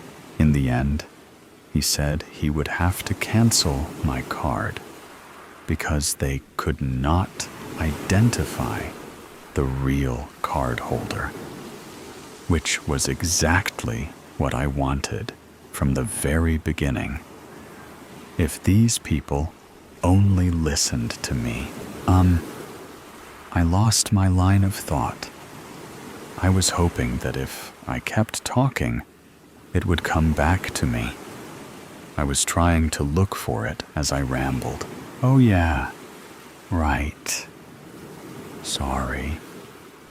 Now I remember I brought this up because you kind of look like a banker. My old boss looked a lot like you. You remind me of those businessmen on TV. Do you know how to set up a new credit card? I mean, I don't want to go through all that nightmare again. My wife is already angry at me for a lot of things. If you could help me with that, I would be eternally grateful. From the moment you walked into this store, I knew I had to talk to you. You seem like a reasonable person who would help me. Anyway, thank you for choosing McDonald's. Your order is ready for pickup. Will you be paying with cash or credit card? Dead girl walking. Nobody knows that I've been bit. Nobody can know. They'll kill me, and I wouldn't blame them. I wouldn't feel betrayed if my own sister put a gun to my head and pulled the trigger if she found out. I would do the same, because it is the right thing to do, the safe thing to do. So I'm biding my time. It may be selfish what I'm doing, but in this apocalyptic world, it's every man for himself, or every woman, in my case. Hurry up, Nevada. Tristan wants those potatoes by yesterday. We're having a feast. I snap out of my thoughts and go back to peeling the last potato. I'm basically done. Here, take them. She picks up the metal bowl and walks out of the house. All the makeshift houses were built in a big circle after the apocalypse, so we're all like one big family. Our house isn't much. A run-down cabin, really, in the middle of a field that's in the center of the great woods. That's where I was bit. It was my fault, but I just couldn't help myself. Thomas. The very thought of him makes my eyes tear up and makes me reach for my locket. A picture of the two of us on our 2-year anniversary inside. He was one of the first to turn. I visited him often, but I never crossed the electric fence. I sang to him. I talked to him, sure that he was listening. Until one day, I couldn't help myself. 3 days ago, I turned the fence off for a split second in the middle of the night, and I climbed over. I've missed you, I had told him, and he looked at me with pure love until he grabbed me by my wrist and then my waist. "Thomas!" I screamed, but he never responded. He threw me to the ground, and I realized that he wasn't looking at me with love. He looked at me with hunger, with fury, and he bit me. I screamed and screamed until he let me go, but not before tearing a piece of my midsection out. He felt pity, and he ran. I crawled back through the fence, and I turned it back on. I couldn't get help, so I stitched it up myself. I wrapped it in bandages and threw the bloody shirt far over the fence. I brush my fingers past the stitches as I remember. I wince at the pain. My plan is to wait until the last moment. Then, in the middle of the night, like so many other times, I'll sneak off to the fence. But this time, I'll go over and I won't come back. It's best this way. Nobody has to suffer. They won't kill me or throw me to the zombies before I'm ready. My sister will think I was eaten by a bear. Or maybe they'll tell her that I got drunk and fell off a cliff. She wouldn't be surprised.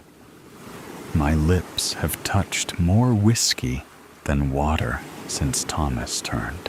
I walk out of the house and towards the crowd of people gathering in the center of the house circle. A big table is in the very center.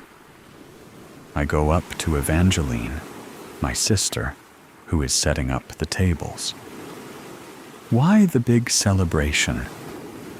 She looks up from the utensils and napkins. He wants to celebrate nobody being infected in the last year.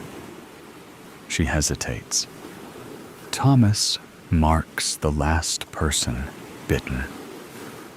My eye twitches, but Eva doesn't seem to notice. I walk away from her without another word. I cannot hurt them. I cannot hurt Eva like this. I will leave tonight, after the feast, so I can have one last goodbye. I go back inside our house and get out my best outfit, the only dress that I had left, and my bright diamond heels, the most expensive thing I still had. My mother and father had gifted them to me before they were killed. Not by zombies, by a human, long before the apocalypse even started.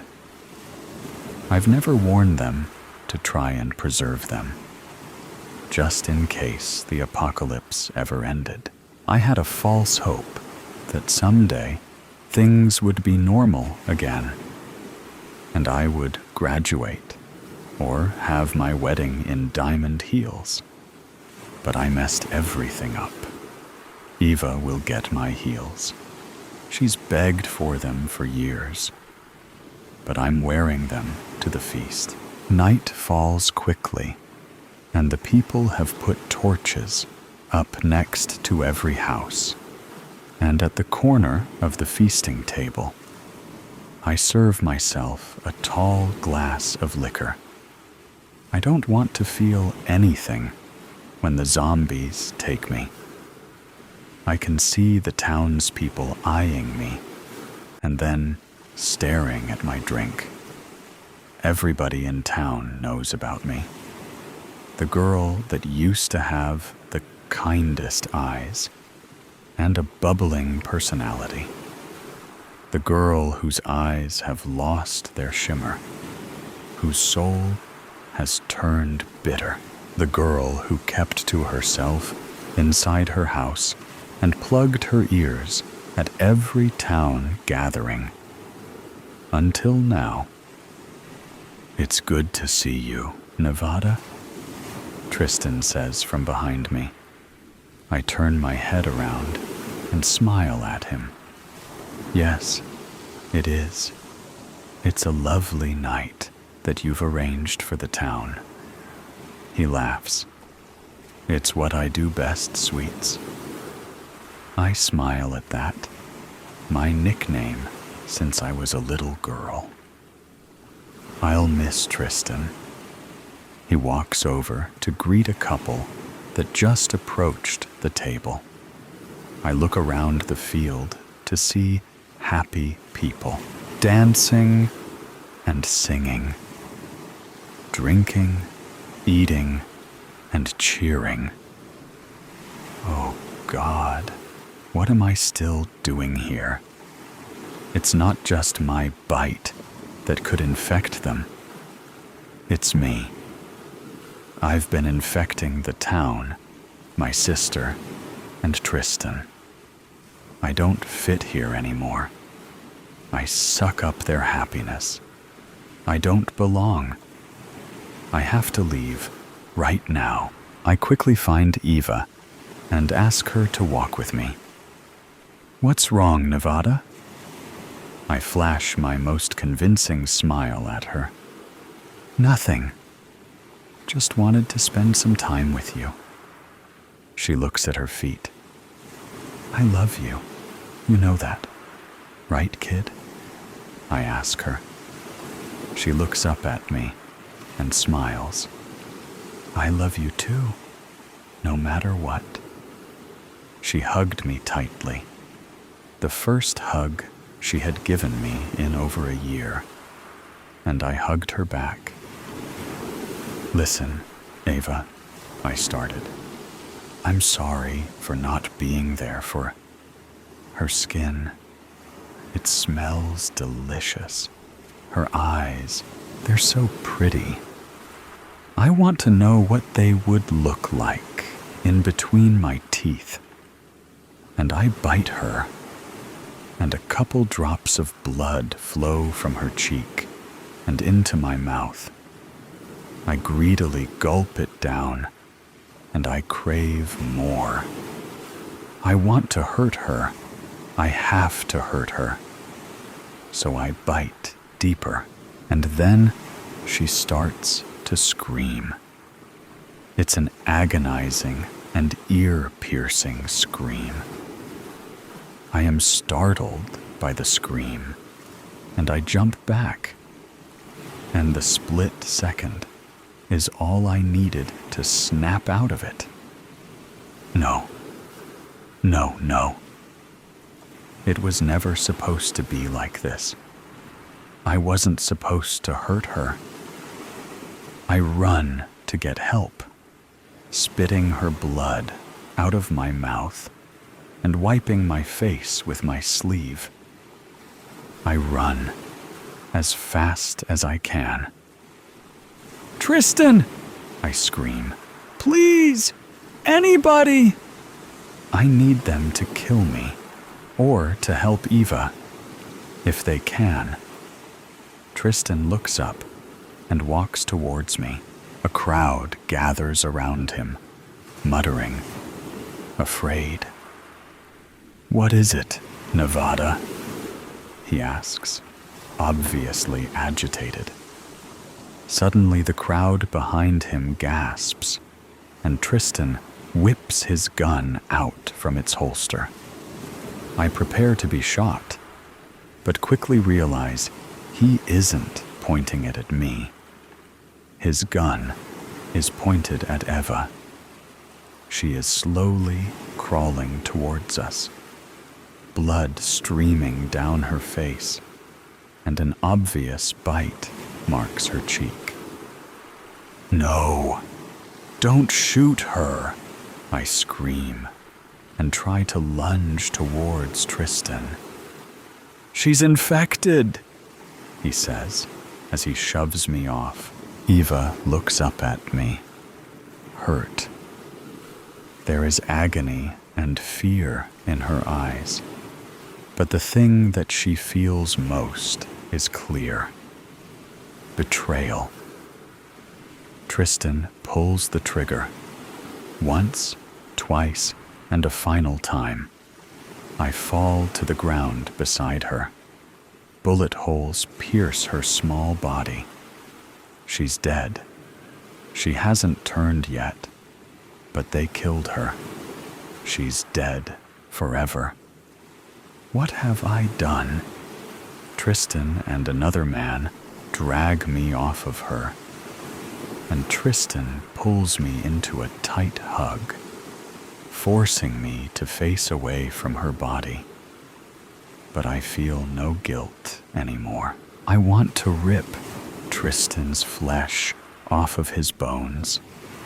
I want to taste his tendons, his blood. I push away from him. I can't hurt another person. Shoot me, Tristan. He looks at me perplexed. What? No, no, I'm not going to shoot you. You can't ask me to take your life. I look up at him. No tears in my eyes, no shame, only hunger and rage. I bit her, so shoot me too. Tristan raises his gun again, but hesitates. I'm already turned. It won't kill me. I slide my heels off and place them in the grass. The crowd follows my every move. Bury Evangeline in these.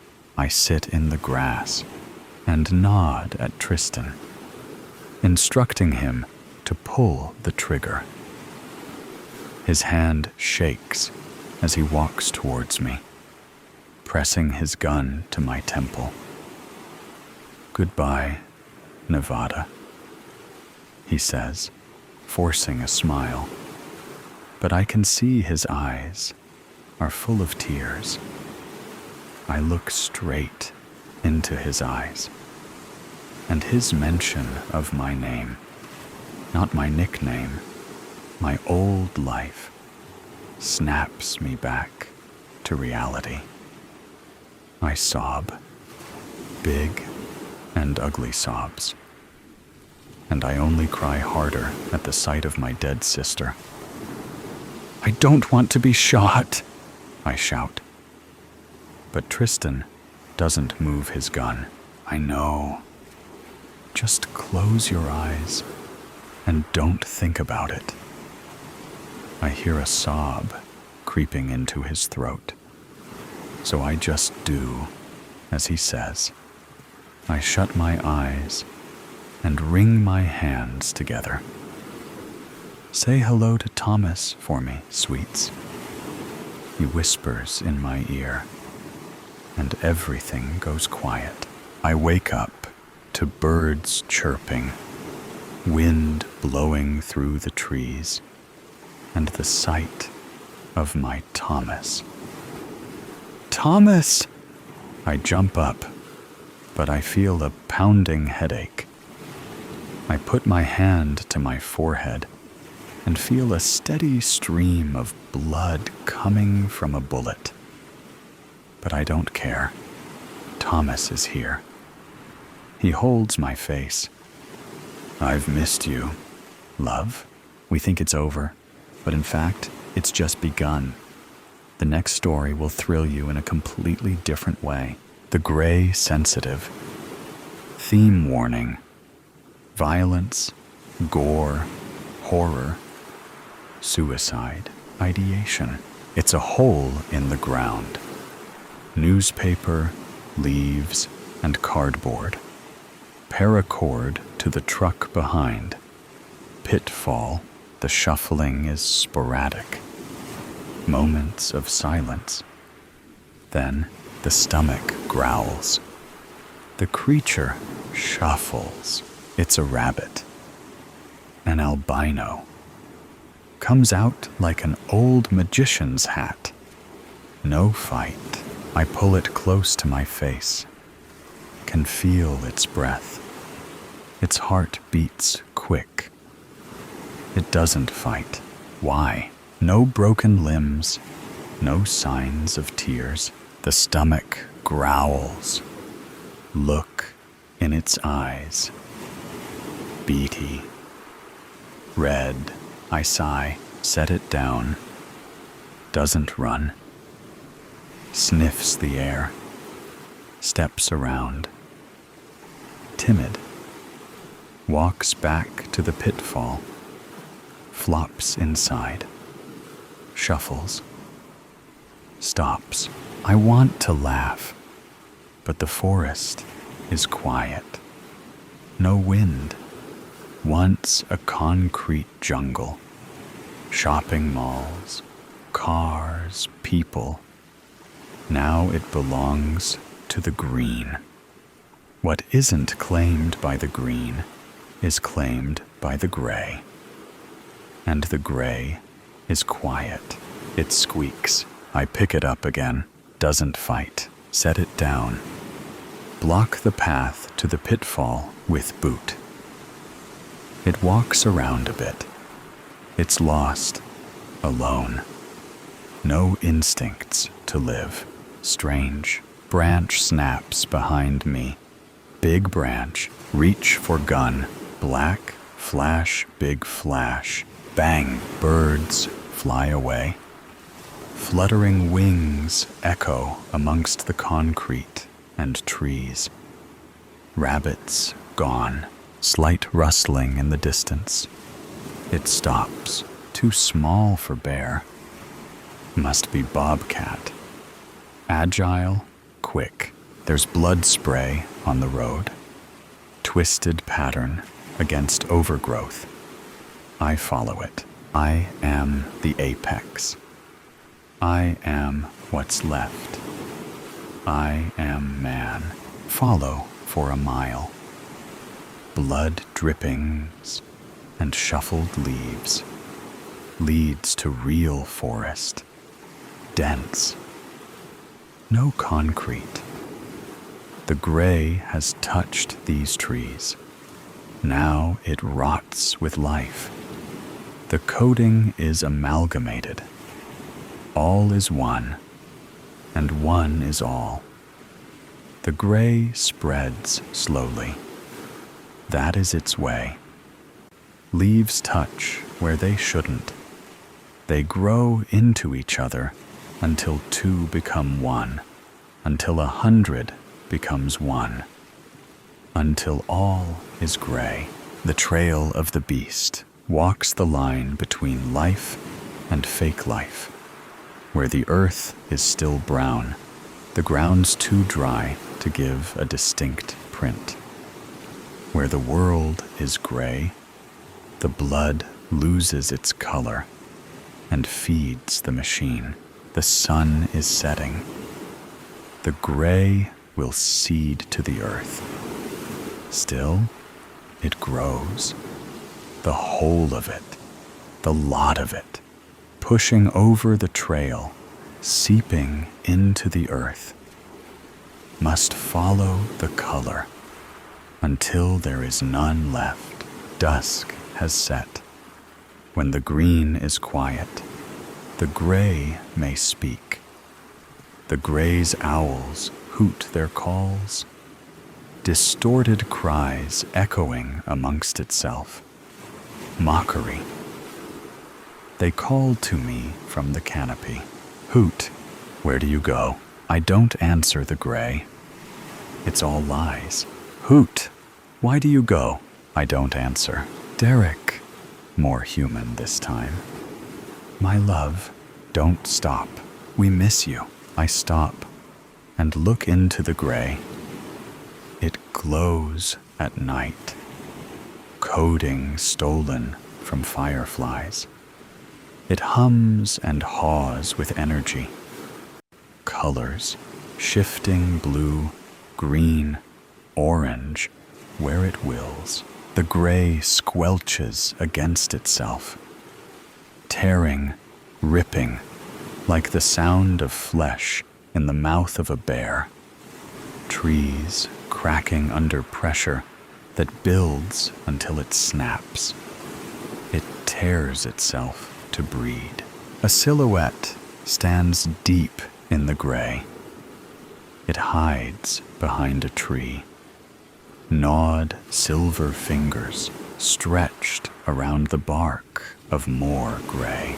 Derek, far more human than before, I pull out the gun. Is it you? Female. Familiar. I pull back the hammer. Derek, please. I put the barrel to my temple. The gray recoils. Low. Guttural hiss. Vibrating through the silver mass. The apparition melts into itself, seeping back into the gray like water into sand. I sigh, put down the gun, pull out the torch, follow the trail, ignore the memories. The trail remains. The blood falls more into the green. If it's a cat, it's big. It's eaten well. There's a river nearby. Fresh water, lips are dry. Cracked. Hands, too. The trail leads to the sound of water. Moonlight sparkles through the canopy of leaves. The beast has taken me to a pond. Frogs hop amongst lily pads. Ribbit. Stomach growls. Make a gig out of branches and twine. Spear 3. Cut back of necks. Peel off skin. Use knife to cut through feet and hips. Legs are good. Moonlight is good. Dump in salt water. Start a fire. Burn the impurities. Feast beneath the stars. The tune of water is nice. It does not squelch. It does not cry. It simply flows. Night has seeped in. The beast will tire. Now is the time. Pack up supplies. Throw discarded frog bits to where the gray will come. Let it feast on the dead instead. Cross the river. Find trail. Blood patterns are more frequent. Not far. Put torch on shoulder. Count bullets. 4. Holster gun with strap loose. Draw spear. Listen. Leaves, wind, wine. The wine is not a cat. Draw nearer to animal. Blood pools in thick puddles. Wine is frequent. The beast is hurt enough to not be alarmed by the light. Keep it on. Something is tearing flesh. Sounds like the gray, but raw. It's chewing. Hide in bush. Close to the beast. Very close. The beast is not alarmed. Not by the light. Not by footsteps. Not by me. I face the beast beneath the light of my torch. The beast is not a cat. It's a dog, Great Dane, mouth stained with blood. Bullet hit right flank, bleeding under the moon. Alive. Barely. The squelching sound continues. Not the dog. Shine light towards it. Its eyes catch the light, but it does not move. It holds the remains of the white rabbit in its dark and thin fingers. Blood shines off the skin around the mouth, takes the rabbit, and bites into the guts raw. Its beady eyes look at me. Silent intrigue. I kneel to its level. It watches me without concern or care. A child. A human child. I rush to him. The dog growls and stands on its wounded leg. I raise my hands and cede. The dog rests and resumes its whines, not taking its eyes off me. There is no sign of the gray on the child. There is no sign of gray on the dog. Both are younger than the gray. Take off rucksack. Gather firewood. Build small fire. Child watches in awe. Dog is unbothered. Offer small berries to child. It smiles and takes them with bloodied hands. The child eats until it cannot and falls asleep. The dog rests where it lay. I take the rabbit, and cut it to pieces. Cooking what's left, eating little, and saving the rest, I curl next to the fire and let sleep take me. The dog's barks startle me awake. Frequent yaps at something behind me. The child has taken my spear and points it behind me. The sun is overhead. I have slept too long. Twist in place. The gray surrounds me. Silver apparitions stand above. Shaped like humans, features like humans, but only gray. The dog barks more frequently. The child is near to tears, screaming. The gray has claimed my leg. Its crawl is slow. I thrust my leg free from the mold, but the gray has seeped into my skin. The child screams again, jabbing at the apparitions. It connects with one, but the apparition holds the spear tightly and pulls the child in. Don't think. Jump at apparition. Push child away. Apparition swallows me, wrapping my skin. Reach for gun. Bring to head. Bang. Nothing. Still here. Missed. Apparition pulls hand down. Kicks gun to the green to the child. The child stares at me. Nod to gun. Do it. First words I have uttered in years. Do it.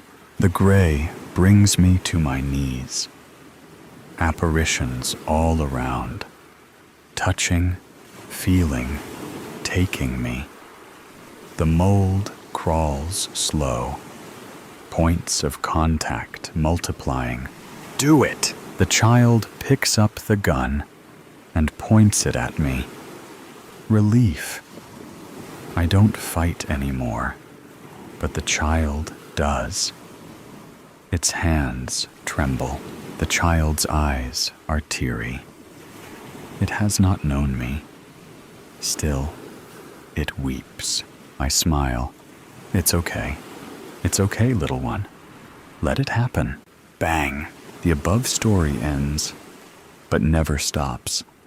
Here is another story that will not disappoint you. The Quiet Island.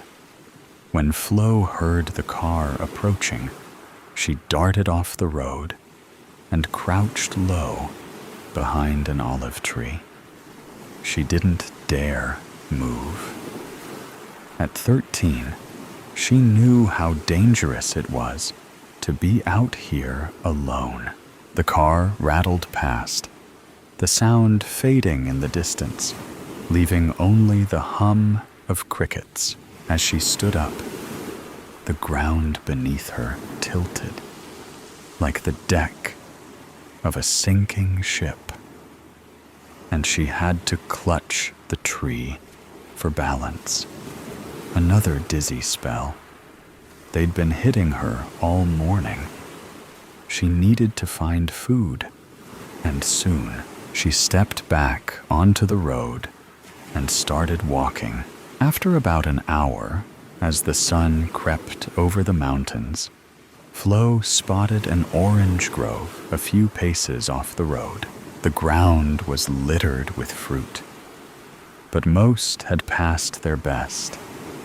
She saw a couple of ripe ones still clinging to their branches, and after a few attempts, she managed to jump high enough to reach them. She sat down in the dappled shade and demolished the fruits. The juices ran down her chin, but she didn't care. She hadn't eaten real food in weeks. After a short rest and a brief pee in the bushes, Flo continued along the road. She didn't know how much further she'd have to walk. But she knew that so long as she kept the mountains behind her, she'd be all right. By mid-morning, Flo had given up wiping the sweat from her brow, surrendering her eyes to the stinging.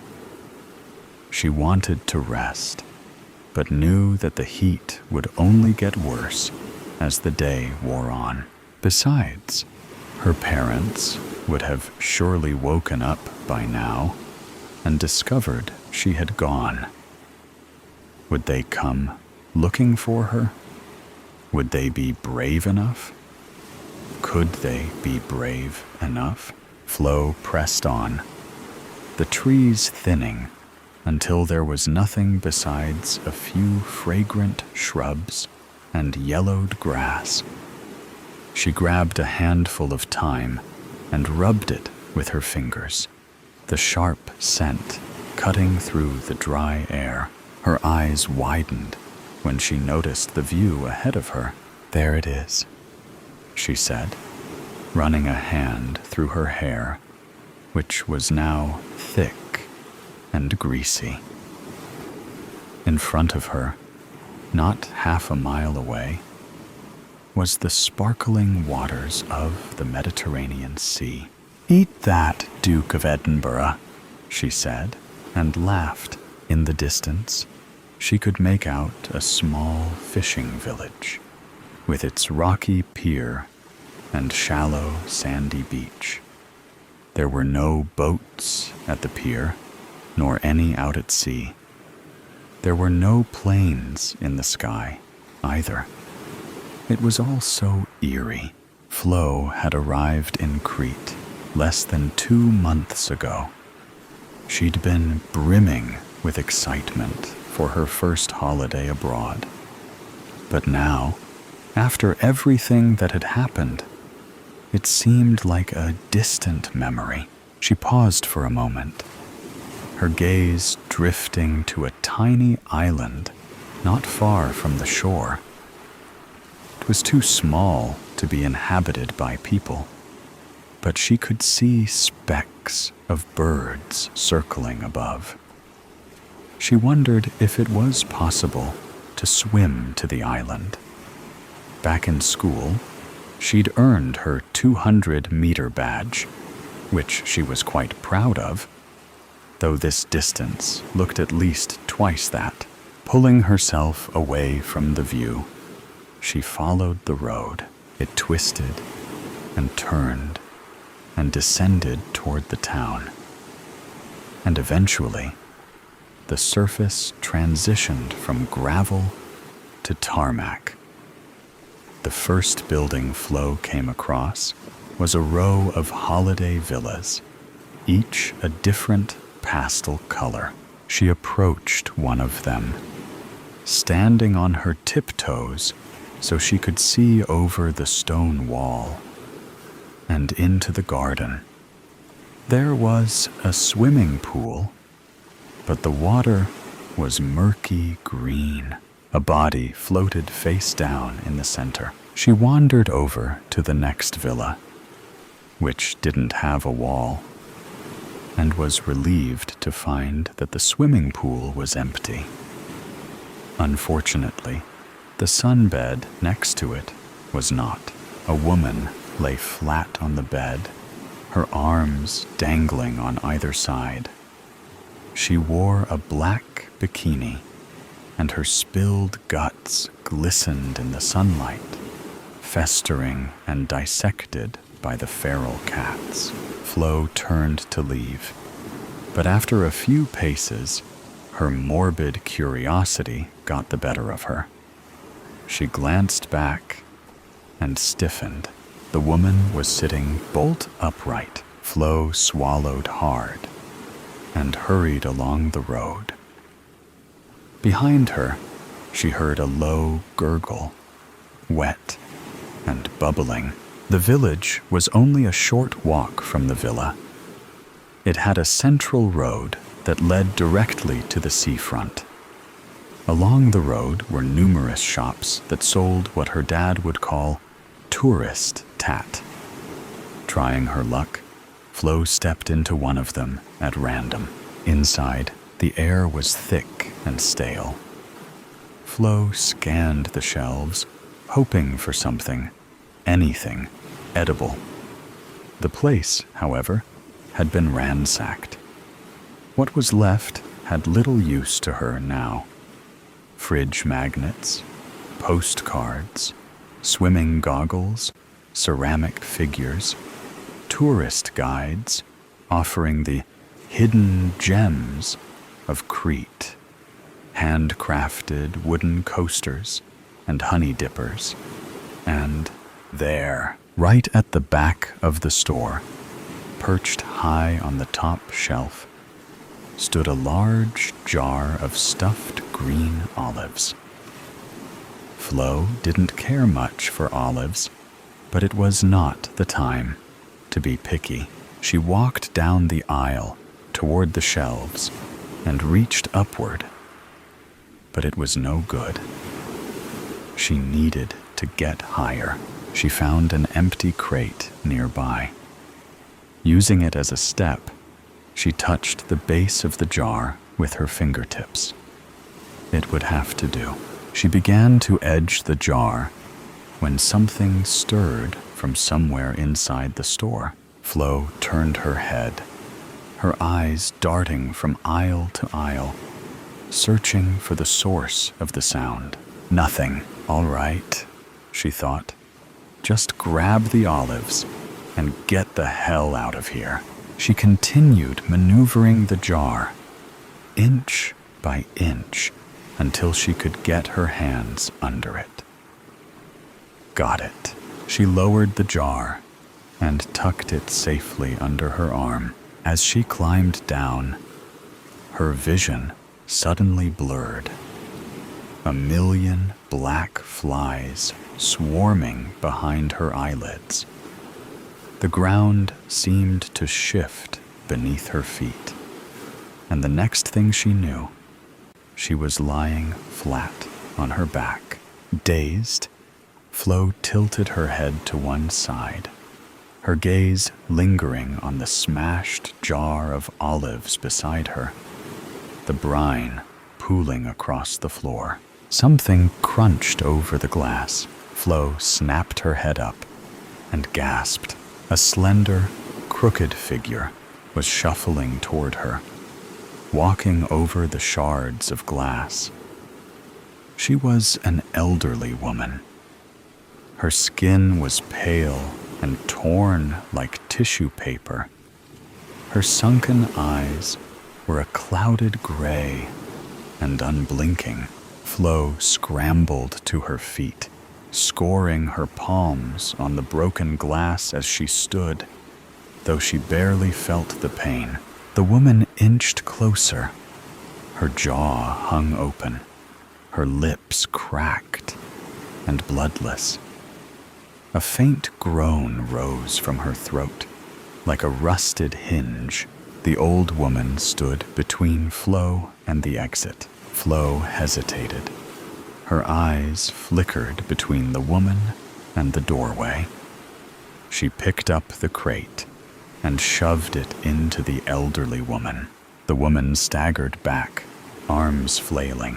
Flo tossed the crate aside and made a break for the exit. She was almost there when the light from the doorway darkened. A hulking creature stepped into the store. It stood 6 feet tall, its chest and shoulders matted with hair. Blistered skin peeled away in leathery strips, scorched by the heat.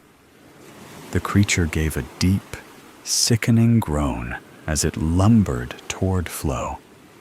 Behind it, more zombies filtered in. 2, 3, 4. So many. Flo stepped backward, but slipped on a smear of sun cream, landing hard on the floor. She yelled in pain. She grabbed the shelves and pulled herself up, knocking over a stand of sunglasses that clattered to the floor. Flo spun around and froze. The elderly woman stood at the end of the aisle, blocking her path. "No," Flo whispered. A wave of hopelessness overwhelmed her. She pressed her back against the wall, her body trembling. The undead closed in. Flo squeezed her eyes shut, bracing herself, waiting for the inevitable. 1 second, 2 seconds, 3 seconds, 4. She opened her eyes. The zombie, the big one, stood in front of her. The stench was suffocating. Flo held her breath, remaining completely still.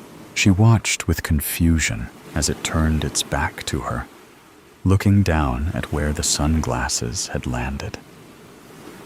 The others slowed too. Flo frowned. What was happening? She waved her hand in front of one of them. It didn't even flinch. They must have been attracted to the sound, Flo thought. They're not interested in me. Flo slipped past the mob. They looked almost as confused as Flo felt, and stepped out into the blinding sun. I'm invisible. For the next couple of hours, Flo embraced her newfound superpower. She raided the shops and managed to scavenge a box of honey-soaked pastry nests and 2 cans of Greek lemonade. She consumed the lot in one sitting before moving to other shops, trying on dresses and sun hats and expensive jewelry. She grew strangely accustomed to the zombies, now that they didn't seem to see her as a meal. When she grew tired, Flo headed to the beach.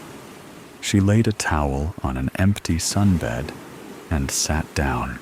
A few zombies rested on nearby beds, cooking in the heat. Another was crawling across the sand.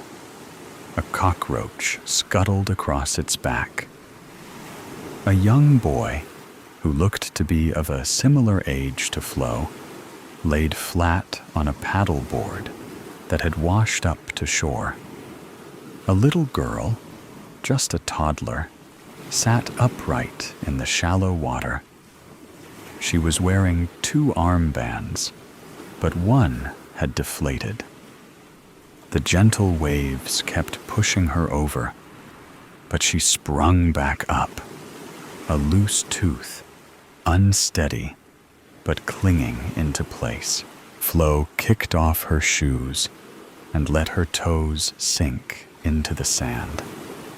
She pulled out a bottle of sun lotion from her tote bag and applied it to her bare arms and legs, careful not to get it on the plaster covering her left ankle. She dried her hands on the towel, then pulled off the plaster. No need to hide it anymore. The bite mark had swollen since yesterday, but she could still make out the dental impression of the old man in her ankle. It reminded her of the clay impressions she'd had made for her braces a few months prior. She sighed, then laid back on the sunbed. It was stupid. She was stupid. She'd gone and gotten herself bitten and ruined everything. 2 swallows danced in the sky. Flo watched as they flew out to sea toward the island. Flo closed her eyes, her mind spinning. I had no choice. I had to run away. I couldn't let them see me like this. She tried to focus on the sounds. The fizz of the sea foam, the rise of the crickets, the chirp of the birds, the soft groans of the undead. Flo drifted to sleep. When Flo woke, the shadows were stretched long across the sand, and the sound of the crickets had died back. Flo glanced at her ankle. Her stomach twisted. Dark purple veins had formed around the wound. She traced them with trembling fingers, her chest tightening. "Not long now." "I'm sorry," Flo whispered, tears forming in her eyes. "I didn't mean for this to happen." She pulled the towel from under her and wrapped it over her shoulders. She hugged her knees to her chest, shivering despite the lingering warmth. Everything ached. Ached like it did when she'd had the COVID vaccine last autumn. She pictured herself as a zombie, imagining her eyes turning gray and wandering about aimlessly.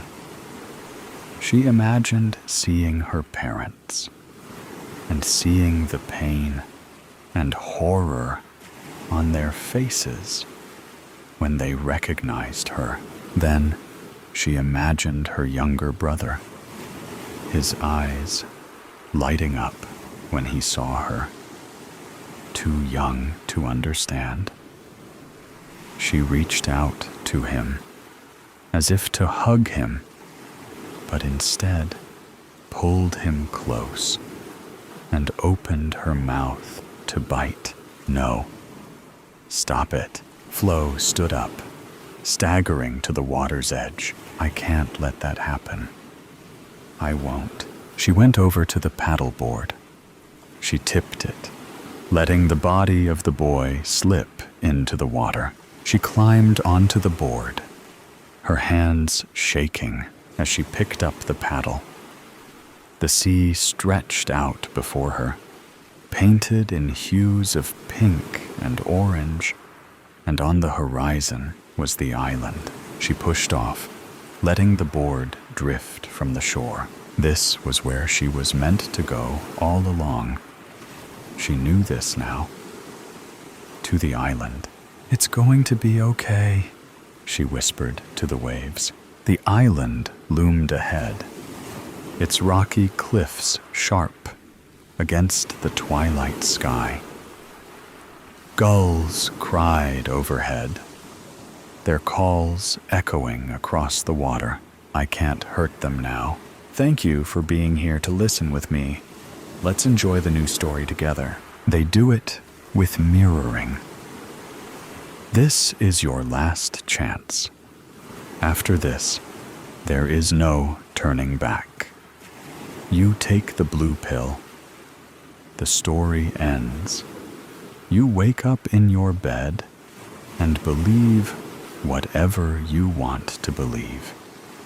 You take the red pill. You stay in Wonderland, and I show you how deep the rabbit hole goes. Morpheus, the Matrix, da-duff, da-duff, da-duff, da-duff. Lewis had stopped counting his heartbeats as he flung himself behind the very convincing rendering of pallets. An alley was such a cliché place for a fugitive to hide, but he wasn't complaining. The automatons in pursuit were laughably simplistic in their depiction, fit and buff. But their hive mentality meant individual thought and innovation were limited. Being the last human in a world of digital and electronic contrivance wasn't always a walk in the park.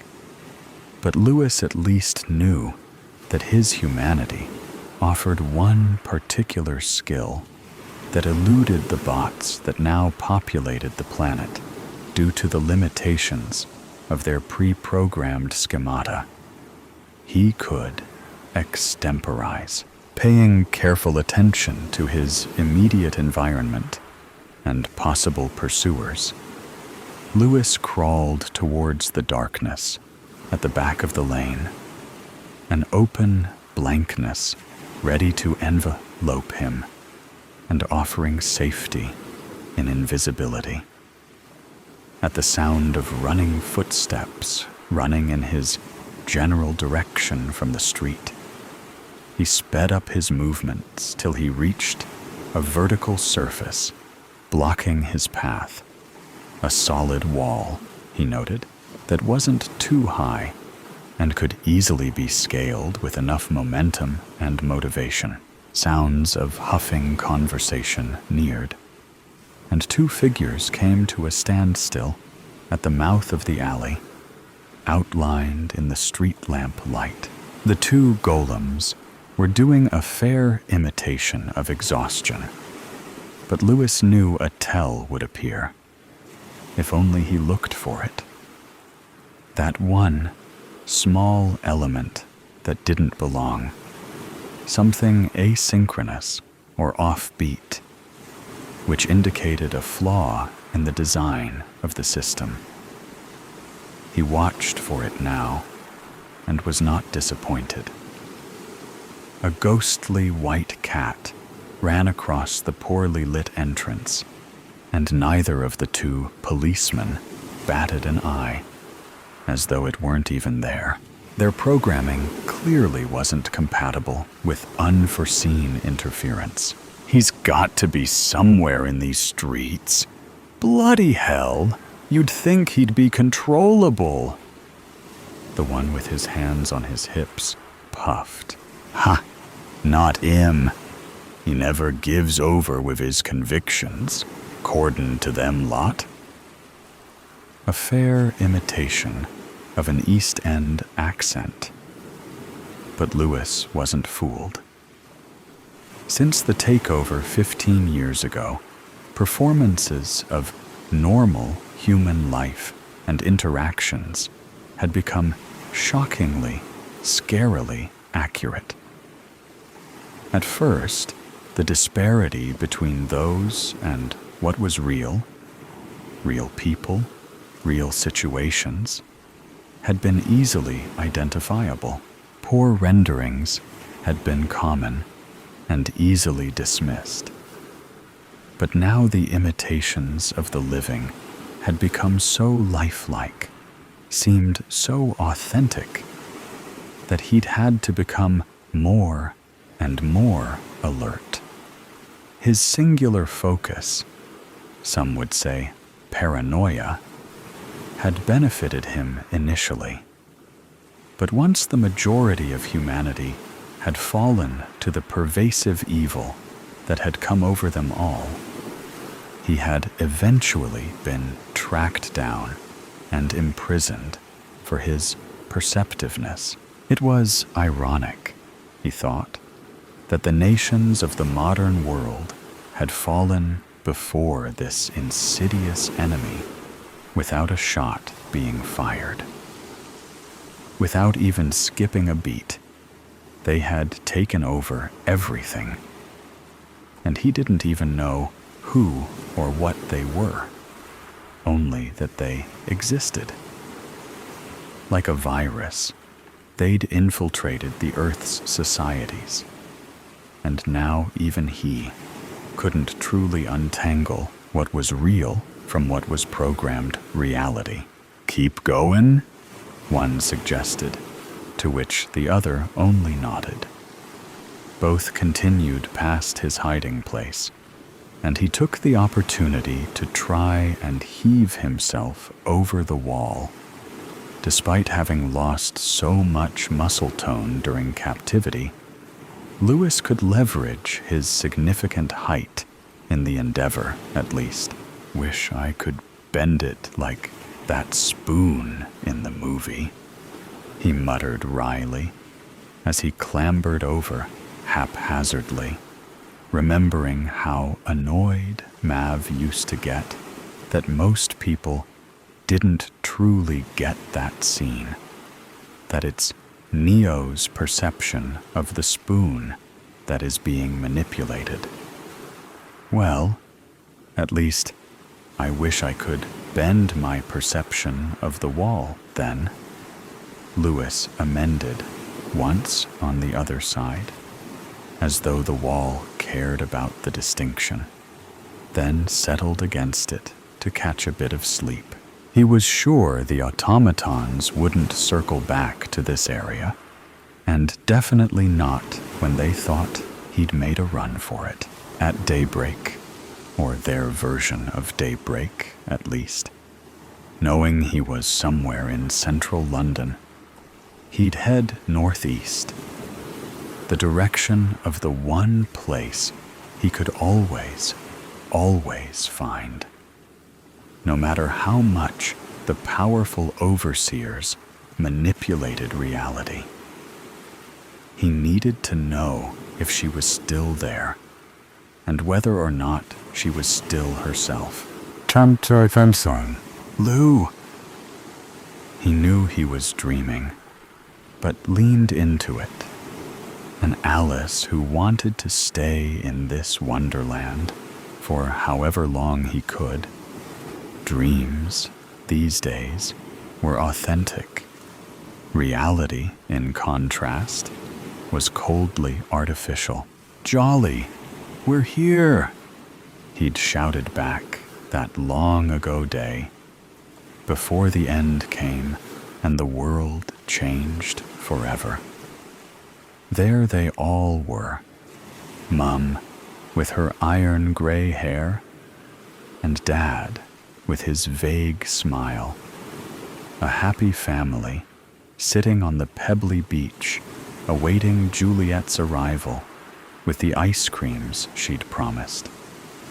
Her form appeared in the distance, a slight haze from the sunny day warping her form in unpredictable, non-programmed ways. Jolly Juliet, his baby sister, who absolutely personified her nickname, was unwarped by imposed matrices of zeros and ones. Falling down on the blanket beside them, she handed around half-melted lollies and completed the scene of a perfect day by the sea. Unfiltered. "So, Lou, how are you?" Jolly sing-songed, their parents distracted by an inane argument like all the others they so often indulged in. "All good. Moved in with Mav. And everything's fine. So, are you sure? No offense, but you and Carrie were together for ages, and now it's over. It'd be completely normal to feel, I said I'm fine. No need to harp on about it. Mav's been really cool about everything, letting me lease his basement. And we have loads in common." Unfortunately, past Lewis's tone in this rerun didn't convey the nonchalance he'd aimed for during the actual event. But current Lewis didn't have the heart to try and edit this experience in his subconscious. It would be sacrilegious to do so, his dreamscape being the only truth he was able to access under the new, psychologically subversive system imposed on them all. "Leave off, why don't you?" "Oh, come on, Lou. I'm your sister, and I love you. So I think it's important to talk about things, get them out in the open, rather than pretending and lying to yourself that everything's okay. And look, I don't need all this touchy-feely, femoid crap to get over the breakup. Why can't you just be normal about it?" Jolly's face fell. Then her expression became recalcitrant. "And I suppose Maverick is normal about it, is he? Not pulling you into his pseudo-intellectual online world of misogynists and their red pill content, right? Where words like femoid are normal? You channel his himbo energy in the worst way, and doesn't that make you a beta to his alpha, or whatever? according to his people? Jolly sneered, spitefully and hysterically. Lewis remembered thinking at the time, trust her to go all out.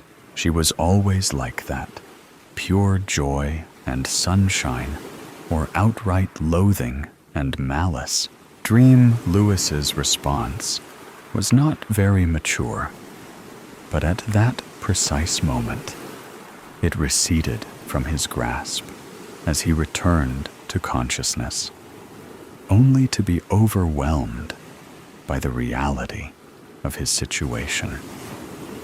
His escape returned to him in full force, cementing the importance of finally having clarity on whether or not Jolly was still herself. He couldn't go back to his cage, back to counting every breath and heartbeat, without knowing. Duff. 62. 2 down from the last count, but a good average of the preceding 78 calculations.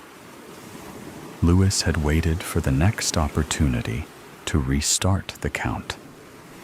The digital clock's flickering screen had snapped from one number to the next. Everything was zeros and ones. Everything. Reality was constructed of the patterns of alternating null to one, a dichotomy that resulted in an infinite number of universes. Lewis had shaken his head in annoyance. His momentary distraction had caused him to miss the arrival of the new minute, meaning he'd have to wait for the next to begin counting once more. Monitoring was key. Being the only human left meant he had to keep on top of all his own stats. You couldn't trust the machines. Their programming meant they could mislead you through no fault of their own, or in attempting to undermine your free will.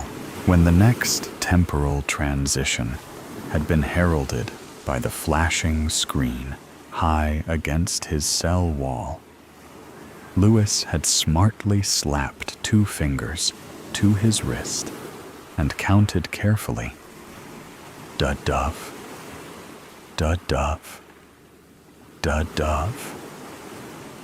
He had managed to maintain focus on his task, even when the door of his small prison had flown open and the humanoid bot assigned as his jailer had quietly entered. Though he had ostensibly ignored its presence, Lewis had covertly watched the approach and marveled at the genius of the creators of this reality. The semblance of humanity was absolutely flawless and completely immersive in its accuracy, perfect in its imperfect behavioral idiosyncrasies. Ernie had sniffed disconsolately and waddled closer with his metal tray of paraphernalia. But there was always a tell, and Lewis had waited on tenterhooks for it. Then, there it had been. The digital watch screen had flickered 3 times in the exact same pattern, like Morse code. All right there, Lou. Ernie had initiated his usual pre-programmed patter, a slight nasality to the quality of his vocal realization. Lewis had finished his last count, for now, 67. The tempo had definitely increased in the last 15 seconds of Ernie's presence. Then he had smiled at his captor, feigning a normal interaction between people. It didn't do to behave outside the parameters set as the norm for social interactions between the technological golems this facility housed. It would inevitably initiate protocols to encourage, even force, a return to the standard programming setting. Thus, politeness and normalcy were to be strived for in Lewis's every action, with nothing to upset the preset balance in his current reality. I'm fine. How about you? That cold seems to be improving. Again, faux sympathy had been called for. Ernie had shrugged and smiled good-naturedly, setting his tools down. Can't complain. I'm on the mend for sure. The bionic being had been evincing all the behaviors and symptoms of a person suffering from the flu over the past 2 weeks. Reddened nose and eyes, hacking cough, and a faucet-like nose. The subtlety of the lie he found himself immersed in was truly impressive. An achievement of gargantuan proportions, Lewis was sure, considering an entire world lay within its purview.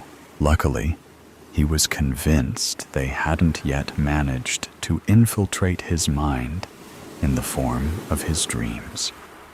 For it was there that he experienced many odd interactions without repercussions, and no breaks in the perfect rendering of a fake world as the ones he suffered when he was awake.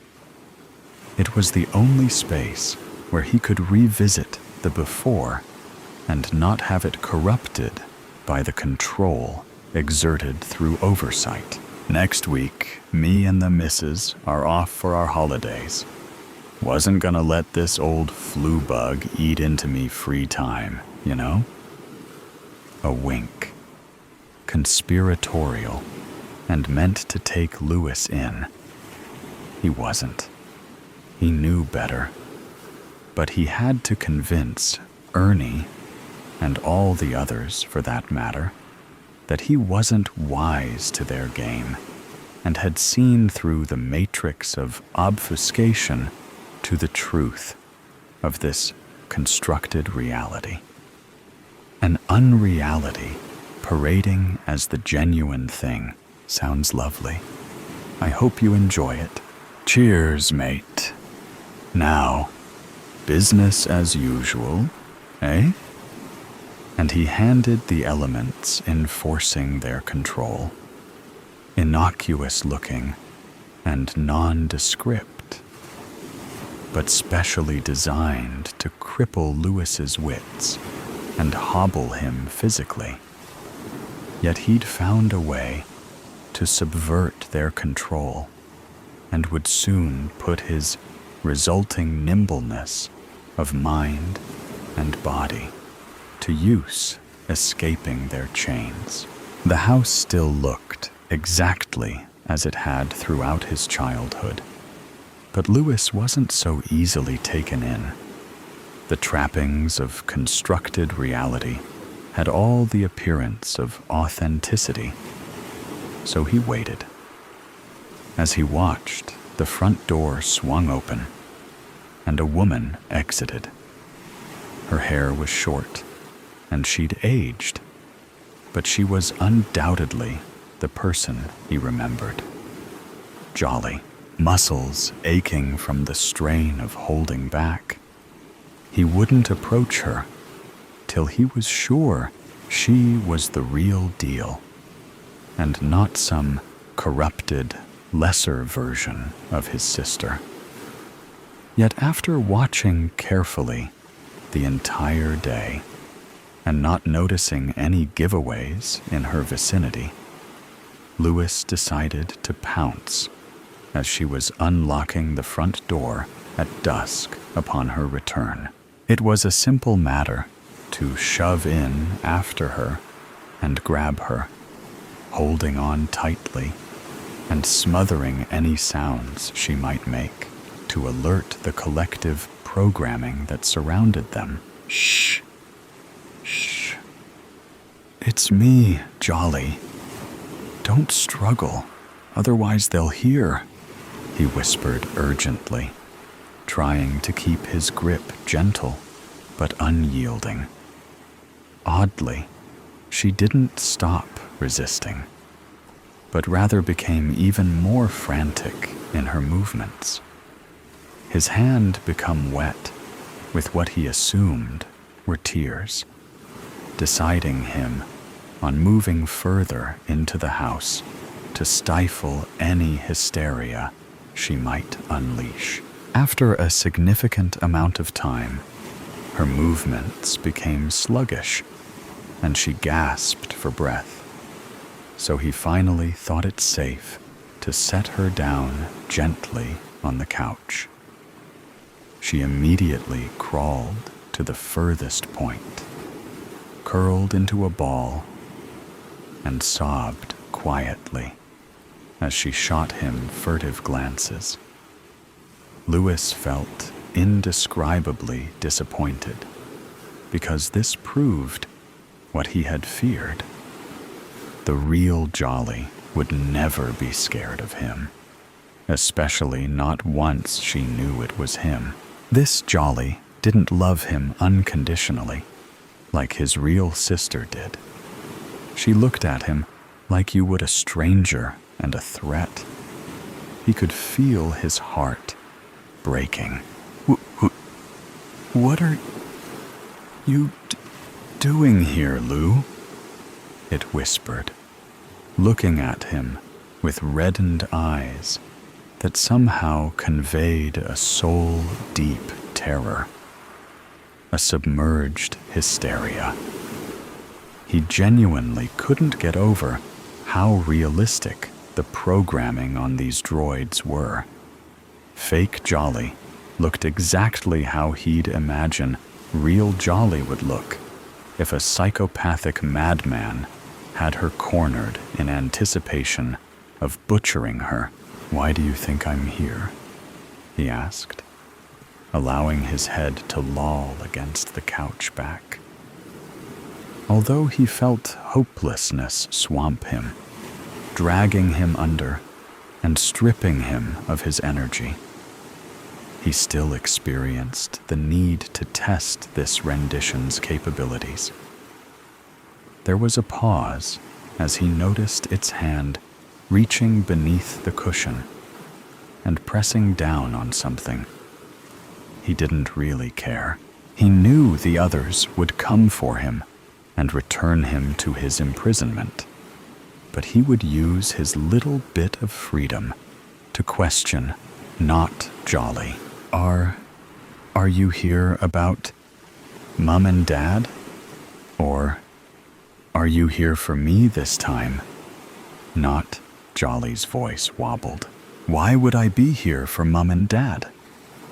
He frowned, trying to concentrate, but it felt like he was listening underwater. Because of what you did to them, it suddenly shrieked, looking enraged and distraught at the same time. So realistic. They must do it with some kind of mirroring application. What I did? Lewis was absolutely nonplussed as a kind of horrified realization crept over fake Jolly's face. You still don't remember, do you? You don't know. Its look of wretched acceptance on the too familiar face was almost too much to bear. What is it I'm supposed to know, Jolly? Is it the great secret? That nothing is real? Not even you? I already know that. He watched her, despite his vision flickering at the edges. He was beyond exhausted, his last hope of not being alone in a world of artificial intelligence and technology having been dashed. Imitation. Jolly's head shook slowly from side to side, blue and red lights flashing across its face and rendering it ghoulishly artistic. Must be the tell he'd been looking for all day. Lewis gripped the handle of the scalpel he'd pinched during his escape, now stashed in his back pocket. It would only be right to end this travesty of an imitation of his beloved sister. But she was still talking. "No, Lou. You don't remember becoming sick while living in Mav's basement, away from us all, and then threatening me with a knife during one of your episodes." Her look was sorrowful now. He paused in grasping the blade, feeling the weirdness of this synchrony. A nebulous image flashed through his mind, like a half-remembered dream, of Jolly, long-haired and still youthful, lying on a blood-soaked tile floor, sobbing and shrieking in agony. Lewis shook his head to get rid of the intrusive thought. They were manipulating him. They were playing with his sense of reality, like they always did. Yet, still the droid, pretending to be Jolly, continued. "You don't remember killing Mum and Dad during a psychotic break, do you?"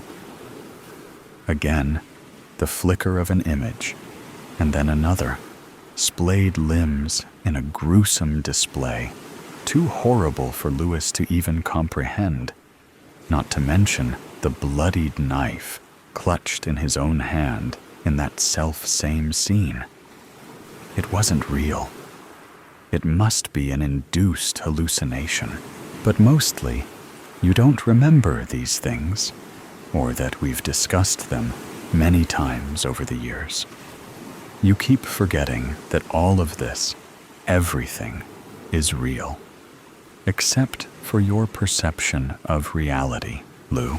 For the merest instant, Lewis fully understood that the spoon hadn't bent, only for the door to burst open and his epiphany to escape him in the aftermath. He became, once more, the last remaining human in a made-up world. So today's story has come to an end. Or perhaps it never really ended. There are mysteries still there, questions still unanswered, and sometimes things that seem to only exist in stories can creep into reality in unexpected ways.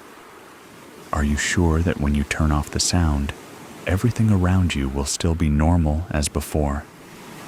Or is there something watching you? Either way, always remember that these are just stories, or at least we want to believe that they are. If you like moments of suspense, tension, and breathlessness, don't forget to follow me so you don't miss the next stories. And next time, when you come back, make sure you are ready, because what awaits you may be even scarier than you thought.